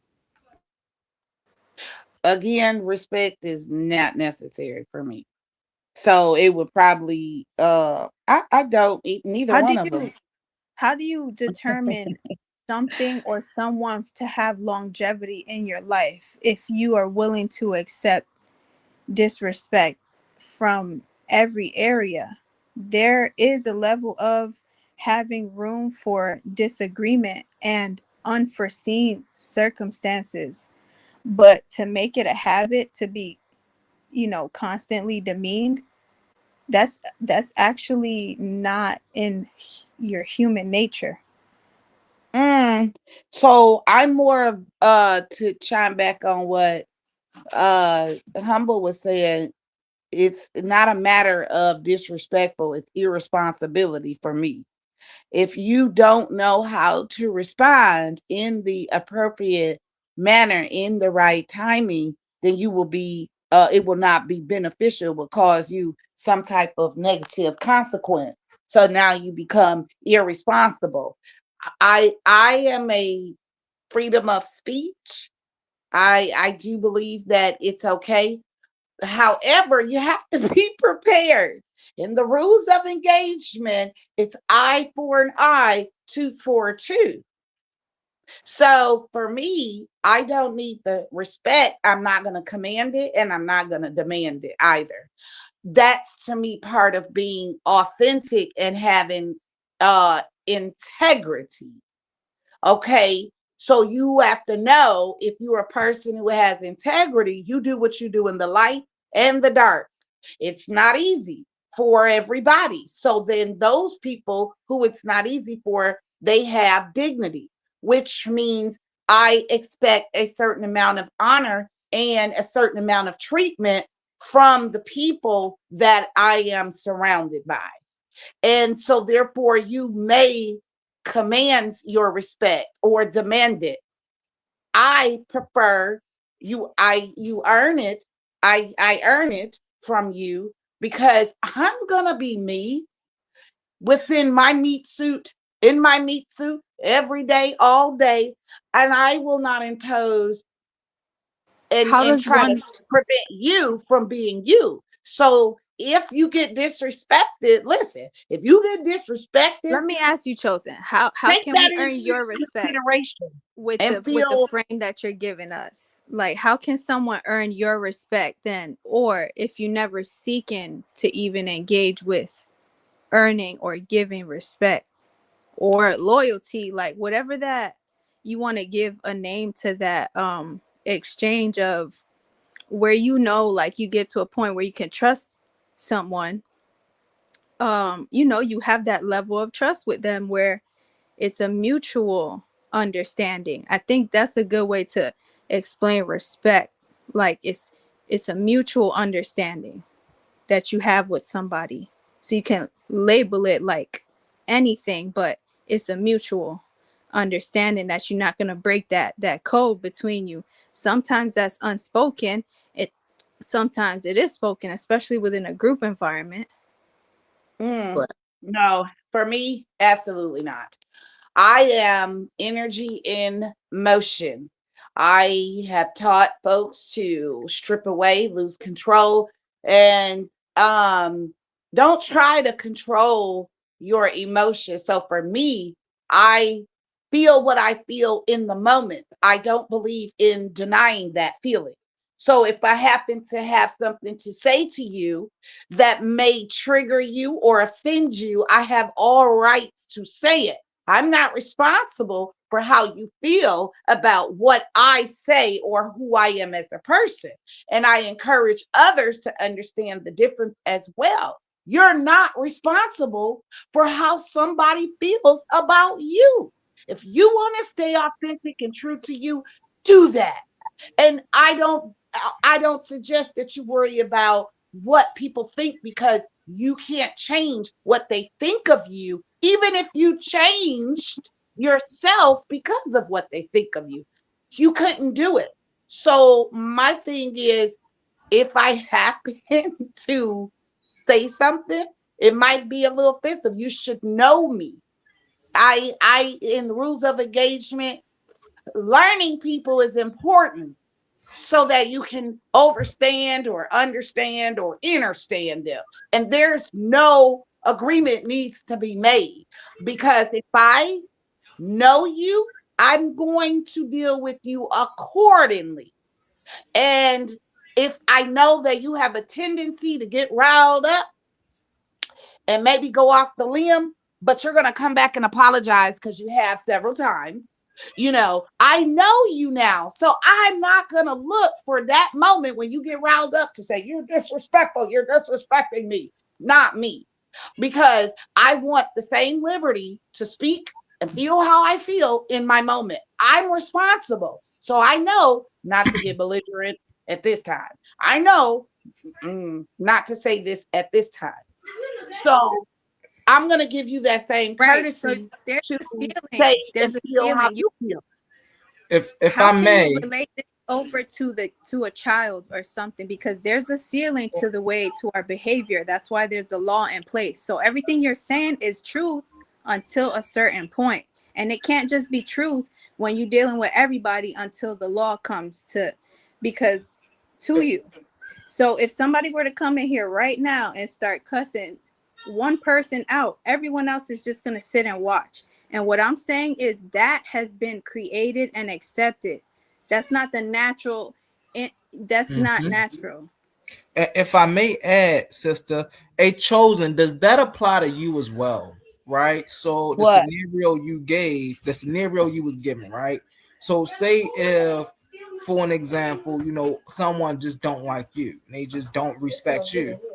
Do you have to handle someone not liking you and just talking down to you? What do Do I you do have in to that situation? handle it? And you said, do I have to handle it? Right. How do you, when people are disrespecting you, how do you handle that situation? So everything is about being responsible in how you respond. So in its appropriate timing, it's appropriate to respond however I see if it choose to. That's just me. And it does kind of tailor around because you mentioned children. So I think it's tailored around a person's environment, things that their personal and their personality, because I don't have to take that in consideration, Miss Law. I do not. I don't have to take that in consideration for a majority of my life, You saying of the children? day. Yeah, I'm not around them enough to have to take responsibility Right. for whether or Okay. not I have to impose this thought on being an example. I have So nieces can and I add nephews, to of that? course we That's a do. We that's have a this truth. that. That's a truth that's relative to you. And so I'm listening to you, and a lot of your standards for engagement are personal to you. Probably because you are single, you have a lot of free will, to do and say what you please. So you're running the standards for engagement through your lens, which I do appreciate that perspective as well. I am open to people's perspective because a few reasons. I can learn from them. I'm actually interested more often than not. I like very eccentric personalities and thought processes. So, like Chosen, I do very much appreciate you. And what I do see from everything you have said, you do very well with handling many personalities and kind of working the group into one, back to, like, you can bridge people's point into one abstract perspective.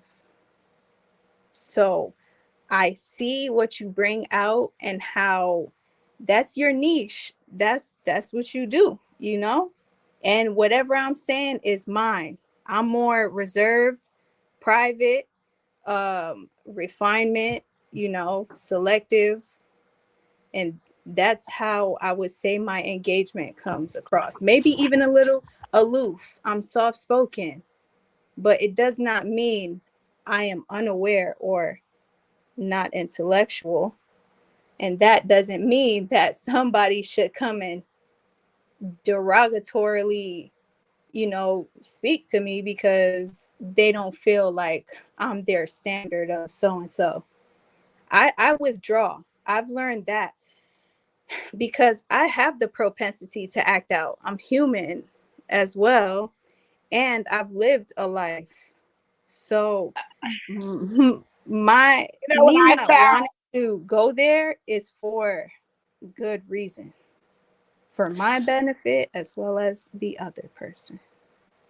Absolutely. Because once you know yourself, you know what it does to you to have to respond in a manner. So kudos to, responding. I actually peeped that out, that you were able to refrain. I've actually tried to. Um, I've had What to imitate that behavior in learning how to respond uh softly without the the cursing words, because again I believe in expressing myself freely. I don't believe in um sheltering that or holding that back for anybody. And to Humble, you said, how do I handle that? Back to that, there's a timing and a place for everything. So absolutely. Part of, and this is a great conversation for rules of engagement, because the community needs to be updated on this, on how to engage with others in a group setting. A lot of our personal whatever you call it standards do come from a personal place, but however a lot of this is for the general. You can do this anywhere amongst anybody because it's respect or being respectable. It's another word. What did we used to call this shit? I mean, this before respect. We mannerable. Mannerable. You had manners when you taught manners, and courtesy. That's the word. The common courtesy you give the person. We used to use that word, courtesy, and have manners. And so that way you know how to engage around people because there's certain things that you were taught that you don't do. That's you're being managed if you cut people off or you talk derogatory. And because I'm in the 40s group, my late 40s. So we didn't respect was not one of the things that was a taught thing about you gonna respect me. Not like that. It was more so it was more I don't think respect used. No, I don't know if respect was used a lot around growing up. It was more so about having You said manners. until the song Mhm. came out. Are I you would waiting? totally, I would have to, because so my grandma and them, right? So I know my grandmother, I spoke a lot with my grandmother, and my mother, and their generation was heavy on respect, right? Like heavy on, like my mother is in her late 60s now.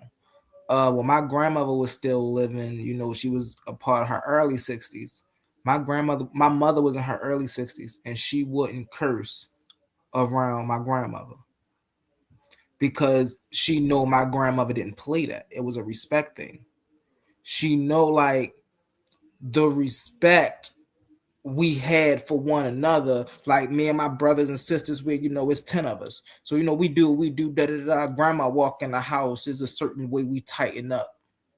With certain things we say, certain things we don't say around grandma, because because we know grandma take the closest thing to us if she ain't play that. You know what I'm saying?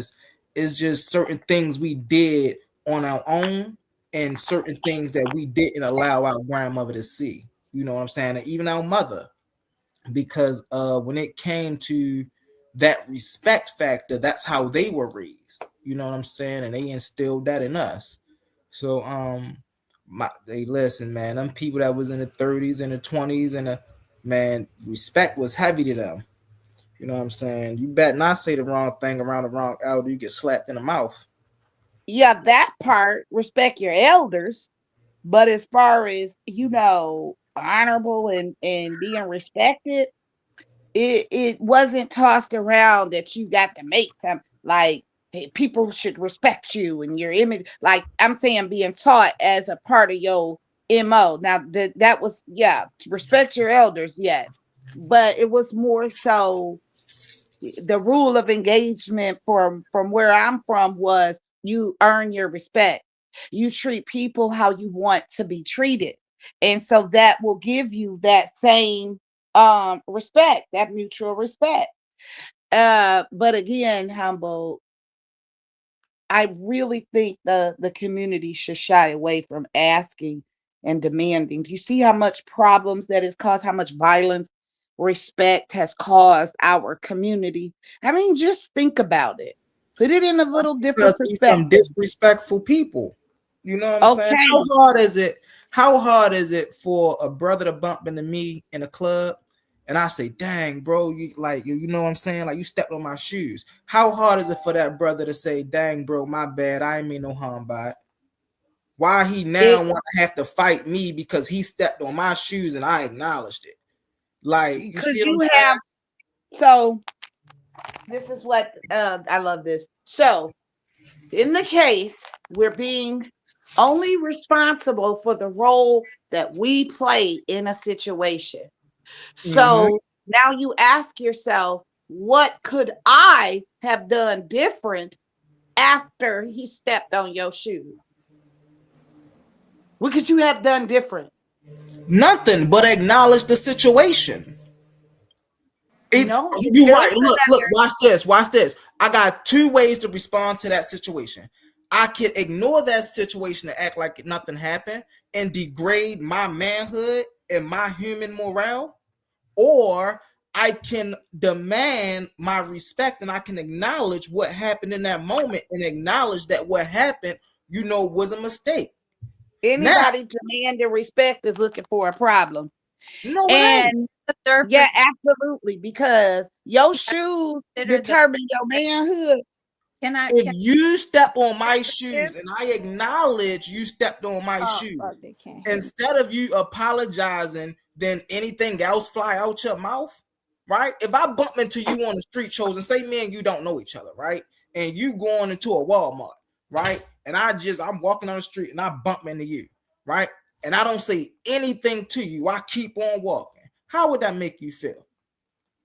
It wouldn't make me feel nothing. Oh So, well, I so got the things fact to that do. I I didn't don't have time to stop for this fool just stepped on my shoe. Dang. I would say it out loud and walk away as I'm walking, saying, like, people need to watch out. You stepped on my shoe.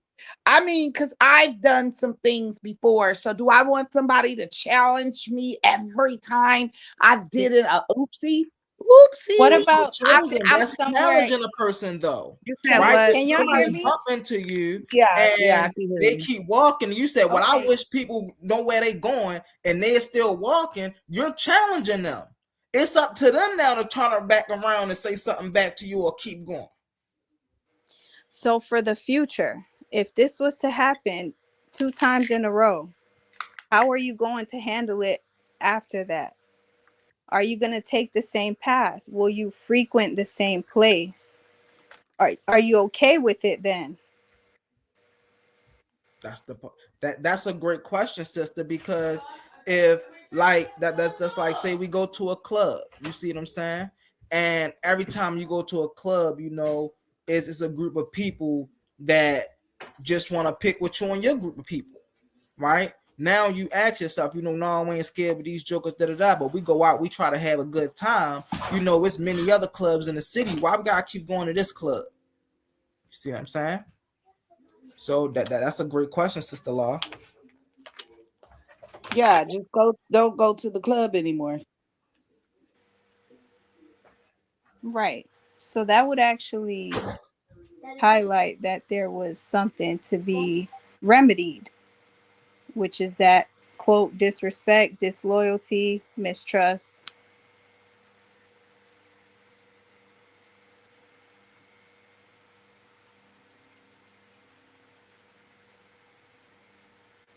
Another thing that influence these thought patterns are put your trust in no man.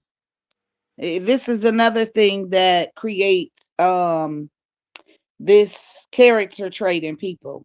Okay, did your mom not trust your dad? Did they trust I'm each not other or sure. not to bring you into existence? Because like we can offer a contradictory perspective, but you can also burn out that area. I'm trying to learn that as well. Um I get what you're saying, but not everything is contradictory, because like Humble just said and like you said, the only respect you acknowledge is respect to your elders. That's mainly why I respected you off rip, because when I met you, you was screaming all over the place, and Humble don't respect you on that tip, and I was trying to let him know he should respect your wisdom, but you don't even want that respect, Chosen. I'm just a little like, you gonna keep, are we 2 hours in and you're gonna keep on offering every other contradiction, but you will want the doctor to respect your mom's wishes. You want them to respect your wishes. You're here because this is the only place that respects your voice. So you Oh, gotta absolutely stop. not. Oh, hold up. Why are you Absolutely here not. then? I'm You're in the here ring of fire because all the time, Chosen, because fire respects you. The other people who come to the ring of fire don't necessarily I don't, feel that ma'am, way. I don't need nobody's respect. If you got to go through this world looking for freaking respect, you are a people pleaser. You don't know how to stand on your own. And I think it's an age thing because I'm 47. And at this age, I validate myself. I pay the cost to be the boss. So I be where I want to be, do what I want to do, and say what I want to say. I want that freedom. So people who So require hold on, let me respect finish. Hold on, listen. I don't want that they freedom. So they're I fake. He have said to that. hold on 1 second. If I want that freedom to be able to be me with no restrictions and not being oppressed, I have to give the next person the room to do the same thing. So if you don't respect me or you have something disrespectful to say, by all means, say it because I'm just going to respond back. I don't have to get disrespectful. I will, but I don't have to. Or I'm just going to respond back. You might not like the response that I give you because I'll dig somewhere deep enough to where you thought you dug deep enough and give you that back. But most of the time, that is not real life. You Right. can't go through life doing that. So you become the character that you want to be deemed honorable. And that's what I think the difference there's a real big difference between integrity and dignity. And if you have integrity, you cannot have dignity. So it's either you're going to be a person that is dignified or you're going to be a person that has that integrity, meaning you are who you are no matter what the scenario is. I can't dim that light because that's the only way I can be great. You may be somebody who has dignity. That means you're going to restrict yourself for your honor of certain things, and that should be okay. The same way you want that to be okay for you, we got to allow it to be okay for others. And so that means that, okay, you might disrespect me all the time. That's fine. That is fine. And So guess what? I'm a land here. Guess what is the most mature thing to do? Is go take a self inventory check of yourself and look and say, what are my character traits and what are my character defects that is deeming me not to be respected? And you take a look at that. If you choose to, you work on it. If not, you don't. You just continue. So if I may really fast, right? So what dignity is the way one interact, right? When it comes to belittling someone, dismissing someone, and dehumanizing someone. So that's dignity. That's what dignity. Hold on 1 second, Chosen. I got you. So that's what dignity deals with, right?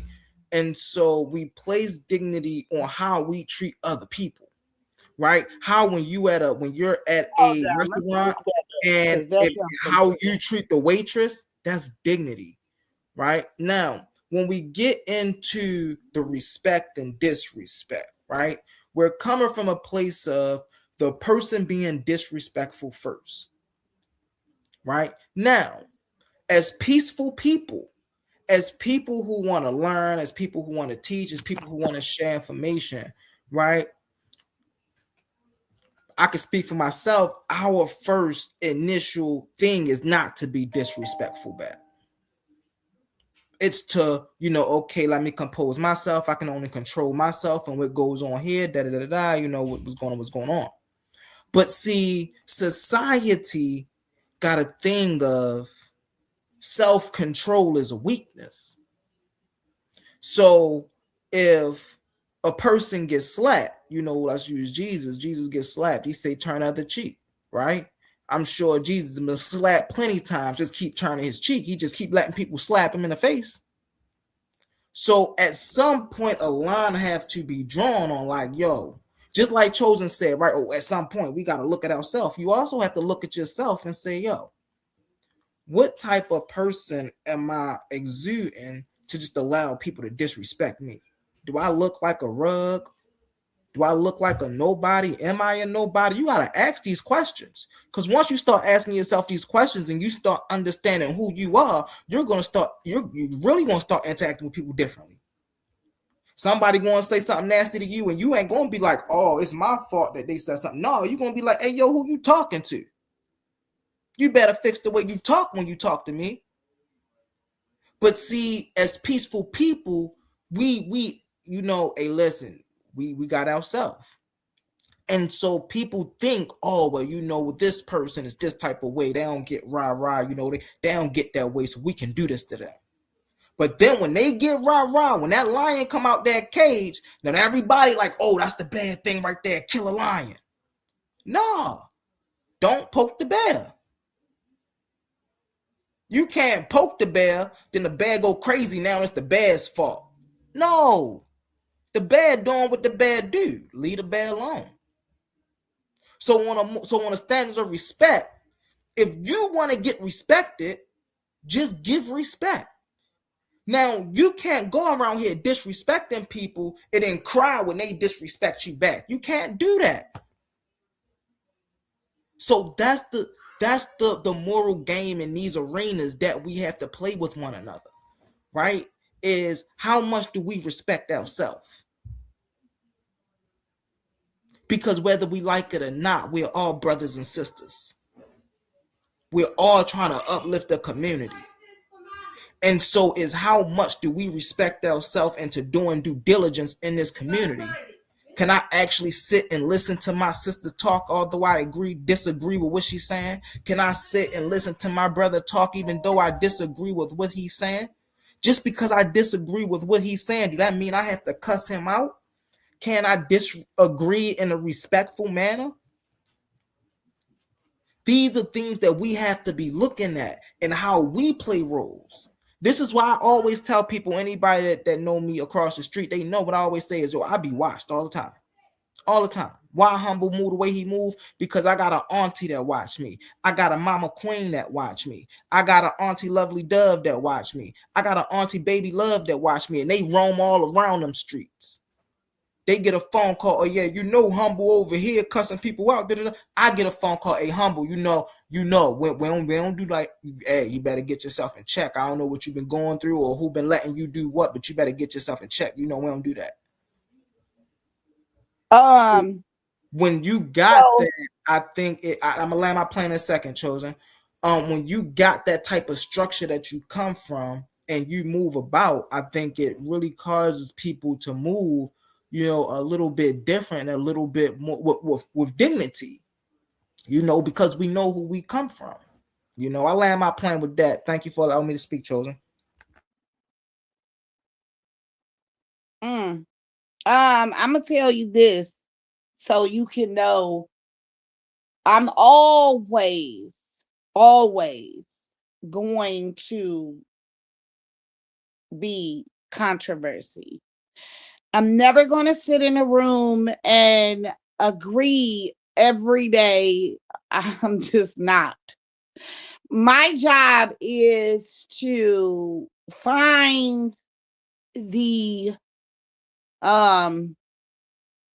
information that is not there, and also to challenge. It's not really a challenge. It challenging that by being controversy is a rule of engagement, and that keeps people engaged because kumbayas are boring. For me, it doesn't keep the people engaged. It's not about content. It's about there is an opposing side to most things. I'm always going to bring up the opposing side or challenge or ask a question or dispute something to keep the engagement, because these things can get talking every day all day with conversations. That's not just something we just been doing all of our lives. So you gotta be able to separate yourself from these things and know that when you're on a panel, you're on a panel as a panelist. Now, in real life, child, you wouldn't get me to say two dang on words to you. You wouldn't. I could, because in real life, it's a little bit more real. You know, when we're next to each other, you smell, people have smells and different auras, and you can feel different things. And so the mood gets different. But if you're on a panel, part of the rule of engagement is not to get it bring yourself in to the engagement. And these, because of these settings, it gets repetitive over and over. You have to stay consistent. And so in order to not be repetitive or redundant, is to challenge most things that's being said, just to review so your point can be validated. See, it's not even a challenge. It's to validate what you're saying, to be confirmed as something that I can take in. You can't take, yeah, I'm very, very dishonest. And another rule of engagement, you know, when you get to the spiritual side of things, when you get to the sacred side of things, your energy, like you were saying, is very, very sacred. And so you're taking in a lot. These are people's thoughts, and these are words and just be flying, and they hold a certain kind of energy. So me, I've learned to separate myself, already knowing, meditated, that I am not this in totality. This is a need for a character for this environment. And so this is the character. I think the ability, because I went to acting school, it's called ad-libbing. You ad-lib in the thing. It's a part of bridging the people together. A lot of people are not as outspoken or courageous enough to be free to say what they feel. And I am the spoken voice for those who don't have a spoken voice. So pop, I'm out goes the weasel. Bam. So you see Chosen, dang, she doing it. Okay, she living, you know, she's not so insecure, timid, or whatever. So now when I see you again, now you done pop. And I'm like, yeah, there's all that confidence. That's what I'm talking about. World, get it. Submissive to who? Humble to who? Huh? Meek to who? For what? You have as much as freedom and right to be loud, to be expressive, to be emotional as any other creature or being in this life. And so I'm big on providing that freedom by sometimes making myself what's the word for it, Humble, when you make yourself the target so that others, you don't have to. When you're an example, when you go through the hardship so other people won't have to. Yeah. There's a motif, you know, the Indian over the hill. You know, I'm the Indian to go over the hill. So the like people, a martyr. Yeah. A martyr. Yeah, a martyr. You know, to respond to that, Sister Chosen, because I understand where you're coming from. I feel as though this is the issue of the internet, right? We all know that, you know, even right now we're on YouTube, right? And we know that a lot of this is for entertainment. We want people to watch, right? But there's a way to be entertaining and educational. We have to bring that back. And this is the thing I get into when we look at our historical leaders, our ancestors, right? The Maya Angelos, right? The Martin Luther Kings, the Malcolm X's, right? You don't think they were entertainers as well? You don't think Martin Luther King knew he was being videotaped when he was speaking the way he was speaking? He knew that, right? You don't think Malcolm X knew he was being videotaped when he was speaking the way he knew that, right? That's why when we come up here with our passion and stuff like that, and we speak the way we speak, that's the entertainment part, right? But now what we need less of in our communities is the Charleston Whites, right? Of the 21s, right? We need less of those people in our communities, because like people look at them and they look at our community and say, oh, well, look, you see, this is what they act like. But then off camera, they total different people. Oh man, that's the character, man. I ain't up there. I ain't got no beef with them for real, man. But it's like, bro, if you put all this energy into beefing with a dude, if you got enough energy, go online, talk about, man, we can shoot each other, whatever. You have enough energy to go online and say, listen, to all my melanated men out there that's playing with them choppers, we gotta, hey, listen, is it time and place for everything? We gotta walk out in the streets correct. You know what I'm saying? We gotta show the young brothers how to use them correctly. You know what I'm saying? If we ain't got no class, you got enough energy to say that. If you got enough energy to go online and say, man, I'll bust that in this month, yeah. We gotta understand the message we sending to our people. Like, people don't understand, man. Who is Like, our people? I'm gonna land my plane really fast. Shows I got you. I'm somebody that literally watch YouTube 24/7. And so I know if I'm somebody that watch YouTube 24/7, it's a million people like me. YouTube ain't become the biggest thing overnight. It grew. And so if we're people that's being watched, then why not give our people something educational to watch? Why not give our people something of pride to watch? Why we gotta give our people foolishness to keep them entertained?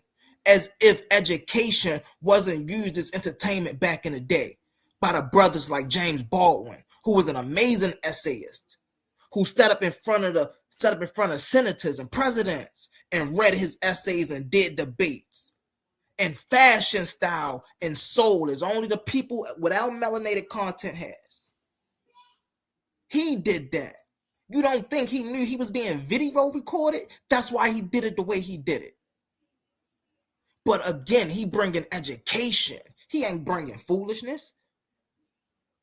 He ain't cussing nobody out. He ain't telling nobody get out. He's stating his case in front of the president of the United States. And so we need to get back to that image. We need to that ain't every black person. brothers and sisters. I land my That plane. is not every melanated being. And I think that's some way, sometimes I be wondering if that's another form of propaganda to push this black magic or this can we all get along thing. Now you gonna force us to more chaos trying to force us to get along. Why is you trying to ask everybody to get along? Because getting along, folks, means you gotta listen to rap music, speak like I speak, dance like I dance, or else you don't fit in and you done lost your black card. Okay, so that's why Chosen does not, because I don't believe that you're all going to get along. I don't really particularly like a lot of rap music. I don't like hip hop clothes. That don't mean that I'm out selling. I love saying that. That's a part of that song by En Vogue. It's not about getting along, Sister Chosen. It's about hold on, I'm not done. I'm just trying to take a last moment because that's that song by En Vogue. Free Your Mind. Okay. So we don't all need to get along. Everybody's different in their own way, and they have genres that they like to pick and choose from. So if you happen to scroll up on a planet and that planet is not the ABCs of America, okay, change the channel and go to a different channel. Don't sit there and yell at the TV screen, why you doing this? Oh, it should be just something educational. It's like going deaf ears. So it's going in one ear and out the other because, again, the same way you want the freedom and the liberty to dress how you want to dress, dance how you want to dance, praise the Lord in the way that you want to do your spirituality, we must, as a group of people that has been indoctrinated, we must allow them people to do the same thing. Let them come as they are, because you're going to be judged the same way that you're judging them. you're going to be respected the same way you're respecting them. So that means that if you want to shut me down and shut me up, or you want to tell me what to say, how to say it, when to be it, how to be it, what to do, what to dress. Oh, you shouldn't dress like that. Oh, you shouldn't buy them. Like, no, I thrift. I love thrifting. I'm not paying $200 for no pair of jeans. I'm not doing it. I'm going to get $200. I'm getting some shoes, some jeans. I might get a purse, but I'm not spending $200 on one pair of pants. So allow me that freedom, and don't ask me to get along with you and look like you, dress like you, talk like you, be like you, but still accept me when I'm not like you. That's what we read earlier as part of the rule of engagement. It's even when the person is different from you, allow their perspective. And I know that's where these group of melanated people have fell short. You don't want nobody else to have their own thing. Chosen. You gotta be claiming something. I talked about education, right? I never talked about, now we're not all going to get on the same accord when dealing with being educational. We got Hebrew Israelites, we got atheists, we got people that strictly deal with science, that don't deal with religion. We got spiritual people. We all kind of people in the conscious community, right? And we don't all get along, but we all understand one mission, right? We need unity. And depending on who's unifying the best, that's who swayed the community. See, this is why I talk about the Sinetta so much, because some of us are so limited to the small communities that we see around us, right? But this conscious community thing is way bigger than what some of us can really imagine, right? We think the only Israelites is those across the street or those right here. Man, we got Israelites everywhere. I go bang on the Israelites every summer downtown where I live at in Baltimore, Maryland. Right? They are a part of the conscious community. They went to New York, Tapton, Zion, all of that. So this thing that we're talking about is bigger than what I think a couple of us can conceive. And so when I'm saying that we need to bring that well, back. Who was the couple of us? Hold on, Charles, I got you. Who was the couple of us? Just people. Chosen, hold on. Give me a second. You just cut me off, trying to cut you off. Okay, I got you. Hold on. So we got it. That's what I'm saying about getting back to education, right? When we getting back to education, it doesn't mean that we're going to be sitting kumbaya. Hey, look, this is my brother Pitbull right here sitting next to me. Right, me and him bang all day, every day. Right, but that's my brother nonetheless. And so what I'm saying is we have to get more of this out there to our community, because we understand this is what influence our community. And if we all sitting here advocating for the growth of our community, but yet when we sit back, we see dysfunction in our community, and we all here are a part of the growth in our community, why shouldn't we be put on the front street of our community to show our community, hey, listen, some melanated people can actually sit together and get along. They actually talking about economics, they're actually talking about science, they're actually talking about evolution, they're talking about things that actually matter. That's what I'm talking about. Whether we agree on the subjects or disagree, that's what happened in the realm of academics. People debate. But we do that. Television has. Oh shit! Where she go at?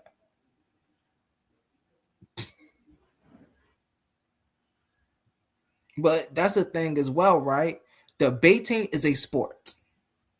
We got to start looking at debating as a sport. Yes, I love my seminars. I watch seminars. I watch the TED Talks. I watch the panels. But when we're talking about something that keep the environment engaged, right? Like a boxing or a basketball or, even pool of darts, people be watching soccer, right? This right here people love to watch this. I know because I used to love to watch this. Right, go ahead, Sister Chosen. Oh shoot, I'm right there. Where was I? Where was I at? What was I saying about the community? I don't know how I got out. Every time someone brings up any type of unity amongst the people, here comes you, religious people, with hate and division. That's facts. Okay, so I don't think it's possible. I don't think it's possible to unify at this point. And I think that's actually been the problem. It's not that you want to cause division, right? You just want to be able to be individualistic. You want to be able to have an individual freedom to eat what you feel is good for you, to wear what you want, and to practice your faith how you want to practice it. Because you have these separated faiths, the Muslims, the Jewish Christianity, and so forth, you won't be able to unify for that reason alone, because there's too many different ideologies on what peace and unification looks like. Unification looks like. Now, you can be cohesive and you can work together like you do on a job, but you don't all have, because getting along to me says that we all agree and we all are on one accord. I personally like to stand out. I don't want to be on one accord with the rest of the people, because they may do some things I don't want to do. I want to have that freedom and liberty to move and maneuver. I'm a soul, an individual, a being, an energy, emotion. And that is to be expressed and lived in its moment, not restricted, oppressed, and subjugated. And so when you ask people to get along and push this propaganda of unification, unity in the community, I don't see anybody else pushing for unification in their community. Unity in it. They're not pushing for, let's all whites get along. Let's all Chinese get along. Peace amongst each other is great, Chosen, do you have a Little Italy or Chinatown in the state that you live in?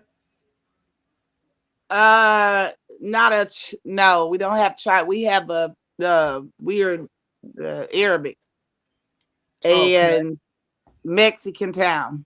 Okay, in Mexican town. No melanated person can buy land in Mexican town.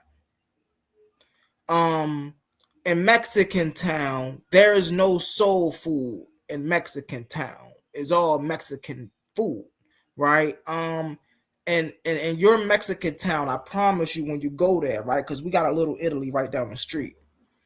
And when you go to Little Italy, there's unification there. All of the Italians in Little Italy are unified. They all in the house at 6 o'clock, 6:30, right? There's all Italian food, Italian festivals, Italian celebrations, and all of that. And that's unification.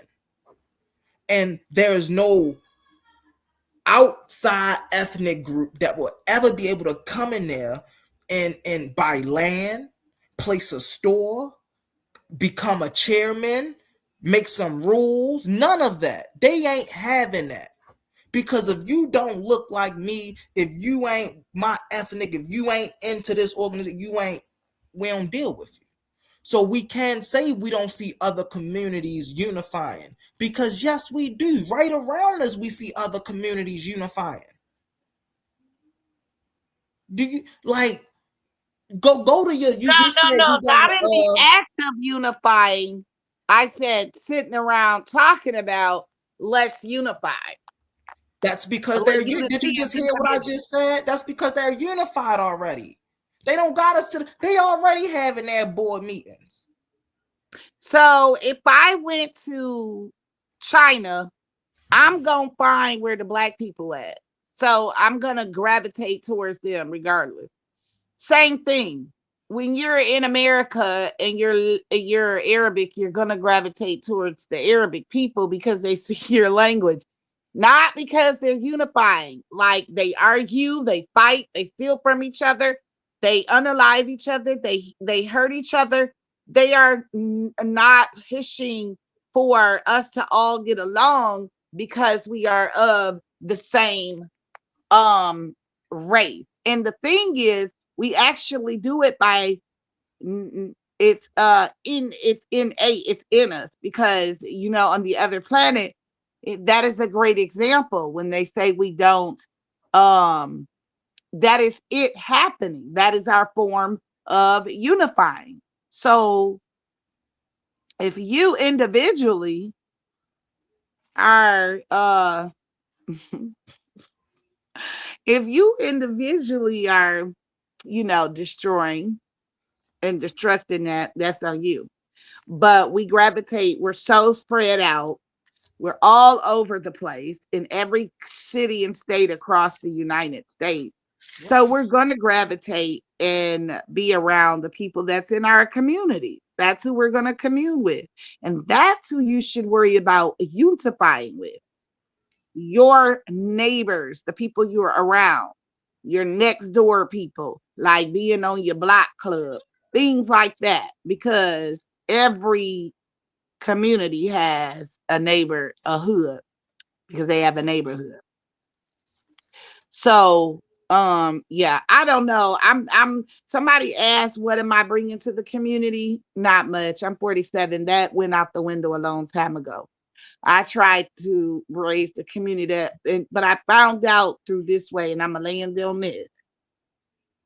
So I was working at a barbershop, a local barbershop. And it was a lot of fellas, and it was one of these, just hillbilly, not my hillbilly, but my mom and pop shop barbershops. And I go and I call the city on cleanup day. I get the bags, the brooms, the rakes, the gloves for the people. I go to the grocery store. I had them donate hot dogs and buns and stuff. You know what they told me? I wanted to clean up the community, to have our communities looking greener and brighter and fresher and cleaner. And they say, you're drawing attention around here. You don't do that. Take that somewhere else. Clean somewhere else up. We got, I'm like, you don't know. No, we got pounds and pounds coming through here. Don't draw no attention to this community, this part. So, a couple of episodes like that, and you learn very quickly, no one's trying to unify in your community. We're trying to live individually. Everybody's getting it how they live. So, yeah, I gave up on that a while ago.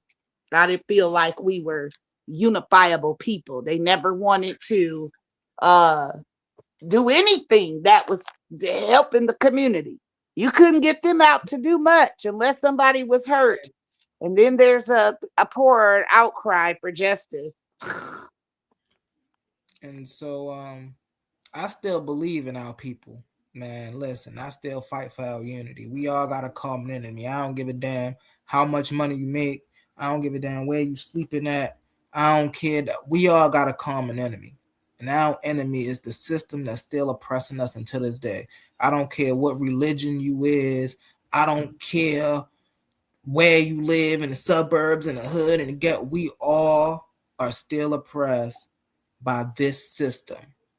This American dream, they call it, right? And the only people we see benefiting off this American dream is everybody that don't look like us. Everybody that don't look like us. And if we do want to benefit off this thing called an American dream, we better be able to dribble a ball, rap a lyric, find some type of way to entertain people on stage, or you know what I'm saying?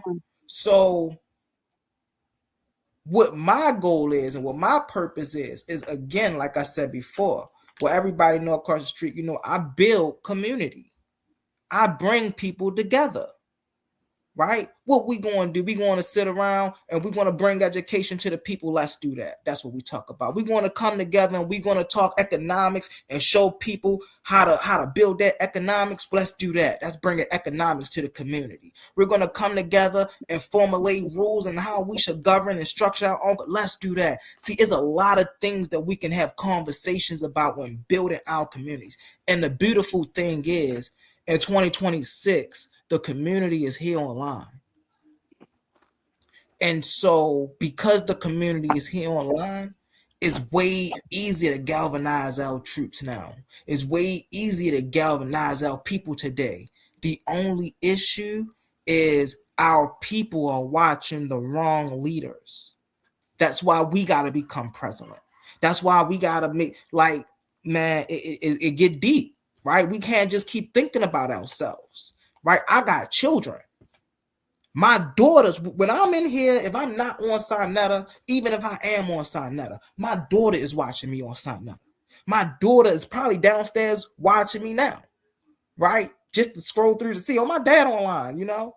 So when I do this, I'm not just doing this for me. I'm doing this for the next generation.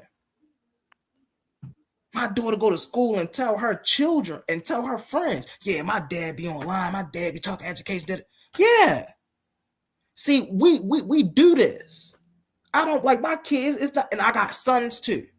And they all know I be online bringing information and education. This is why I try to be as accurate as I can when speaking about these things. Because just like I watch the Infodizis and the Jabaris, and I know somebody going to be watching me like that. And I know ever since I've been watching them brothers, I couldn't go back in a book or research something online and come back and tell them they false. And I don't want somebody to be able to come back and do the same thing to me. I want when people to hear me, they can literally go do their due diligence and research something like, dang, brother, he spoke on something powerful right here. Let me get into this. And I might just speak on something. And they might actually go through the, oh yeah, Brother Humble, you remember you were speaking on this. I went and do the due diligence, da-da-da-da-da. This is why we got to really start talking about scholarship, man. We can't keep coming up on these platforms showing Wikipedia articles. We can't keep showing AI overviews. No, what type of due diligence is that you're doing? Like what type of information is that? Anybody can go get a wiki article. Anybody can edit a wiki article. Anybody can go get an AI overview. What books are you reading? What do your AI conversations look like? Right? How many presentations are you putting together? I can go right now. The fire was up here. I can show y'all what my notebook LM look like right now. There's people out here who still researching stuff, right? They still going online. Oh, I want to look this up. I want to look that up. I want to look this up, right? Brother Humble Mystic keep his things in notebook forms. I got notebooks of things. Because I do this work. I really study this work. I read these books. This is not, I just don't come up here to, oh, well, play, we playing around. We just doing this. We don't like each other. Nah. I'm very well aware of the arenas that I'm in and what I'm doing in the arenas that I'm in. Very well aware. And so on this particular platform where we're talking about rules of engagement, I feel as though we have to be aware of how we interact with one another. I feel like we have to be aware. Oh, snap. He chose. I'm going to allow her to come up and answer that. I ain't going to answer that. I ain't going to even deal with that topic. But yeah, man, listen, man. Hey, you can find me on other platforms. You know, I brought out Sonetta. A1 on Titan Debate League. You know, we over here on the Ring of Fire. You know, you could catch Sister Love, Brother Pitbull, Sister Chosen, you know, Brother Fire, Sister Toon Time, you know. We over here just to have some amazing conversations and bring the people education, you know. That's what we do over here.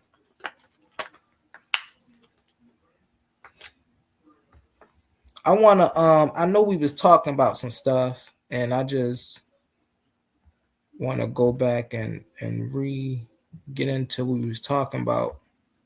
Oh, I want to talk about, so there's a reason why it's important for us to press this issue, right? If I ask probably the common folk who know about medicine, and I ask them, who's the father of medicine, they probably go back to Hippocrates.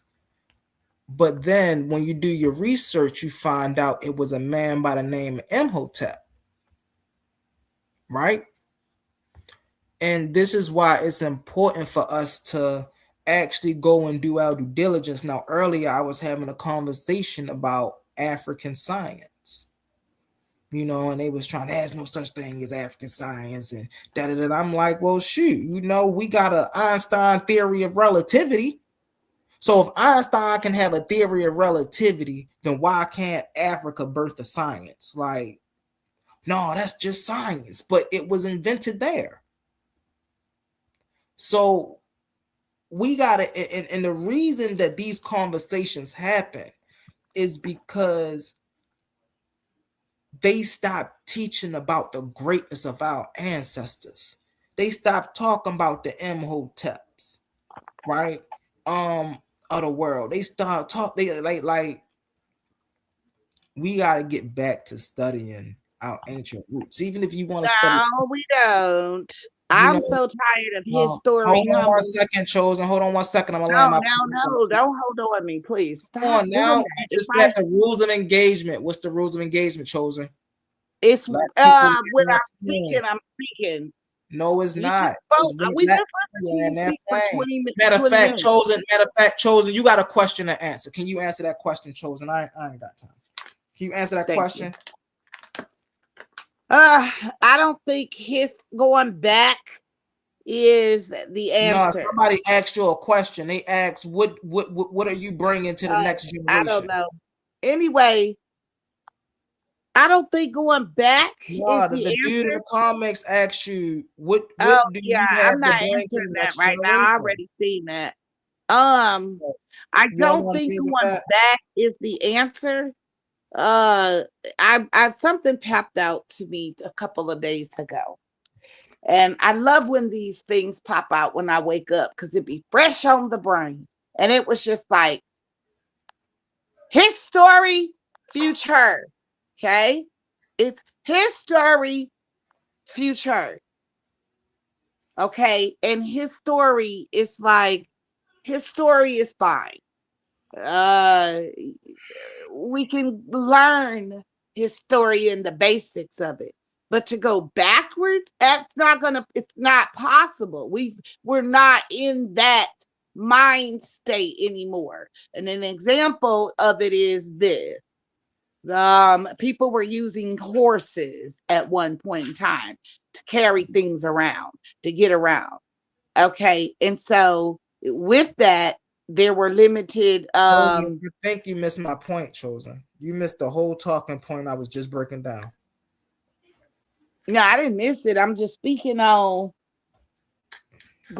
getting back to those things it's damaging to try to keep going back, because in that era of that greatness, the construct was different. You didn't have the cities and towns built up. You didn't have the courthouses and all these things built up. So there was a way of living. Now that man has built up this society, there's no need for the suits anymore. There's no need to go to 9 to 5. We have technology. So you can sit at home and be dressed casually and still go to work. So there's not an absolute need to go back to getting to a certain way because that way was for that error. And this way is for this error. And taking people back into his story is what's actually bringing people to a standstill. One people want to stay back in history, and the next people want to advance in the future. And so that is the dilemma. You have to move forward. Society is what it is, and it's built up the way it's built up. And so there's no need to going back to that era because that era doesn't exist in the things that come with it and the things that are being asked for and applied.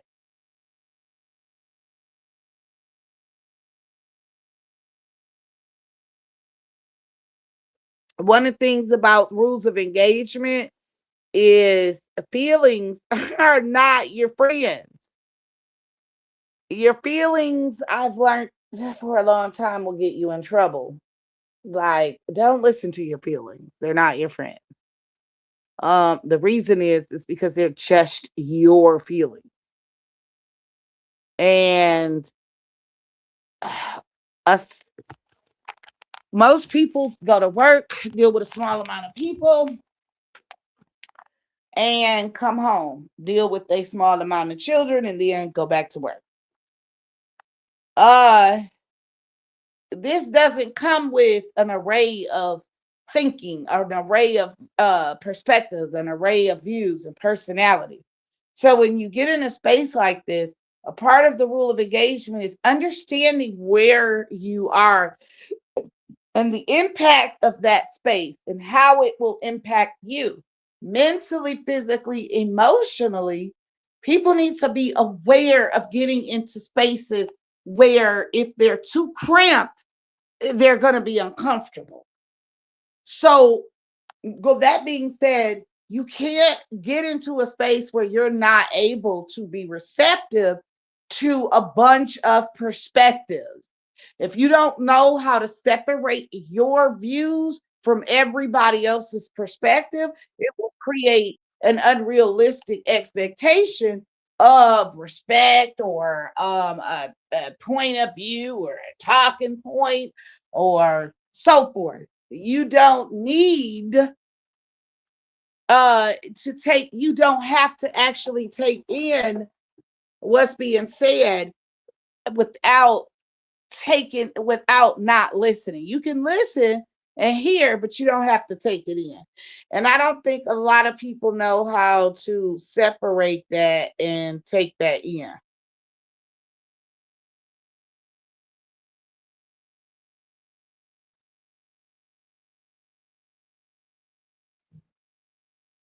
To separate it and not take it in.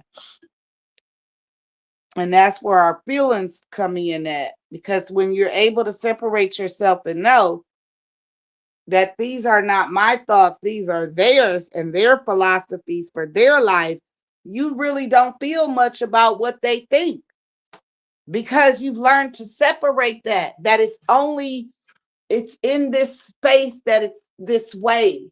You don't have to agree to people's perspectives and lives. You work around them, compromise, but you don't always have to adhere. And so in these spaces, your perspective is always going to be challenged. And you have to gear yourself up for that. You have to gear yourself up to put on that armor and know that you are walking in the trenches, basically. I don't know. I walk through the valley of the shadow of death.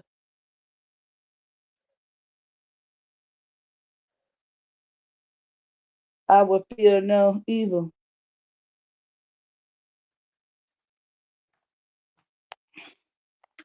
And these spaces can be the valley of the shadow of death because you're opening yourself up to people's opinions and feelings about your perspective. So if you don't get those things together and shield yourself, you'll be an emotional wreck because the world is going to give you their opinion, whether you like it or not, when you're in a space like that. So that rule for engagement is to understand that if it is not within your means to, if you're not emotionally equipped,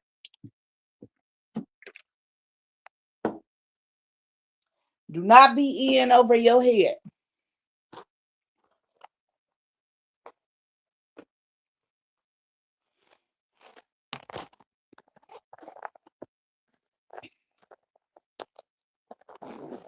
I've never dwelt long enough in anybody's space to have to need to feel a certain amount of respect. I do well in my own space, and in that I respect myself in that space.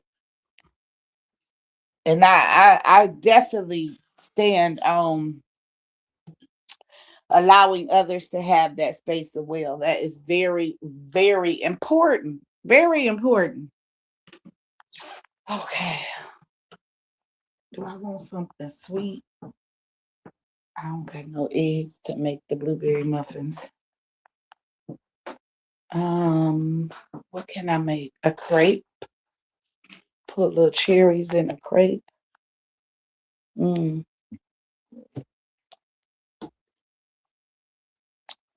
need something sweet right now. Okay.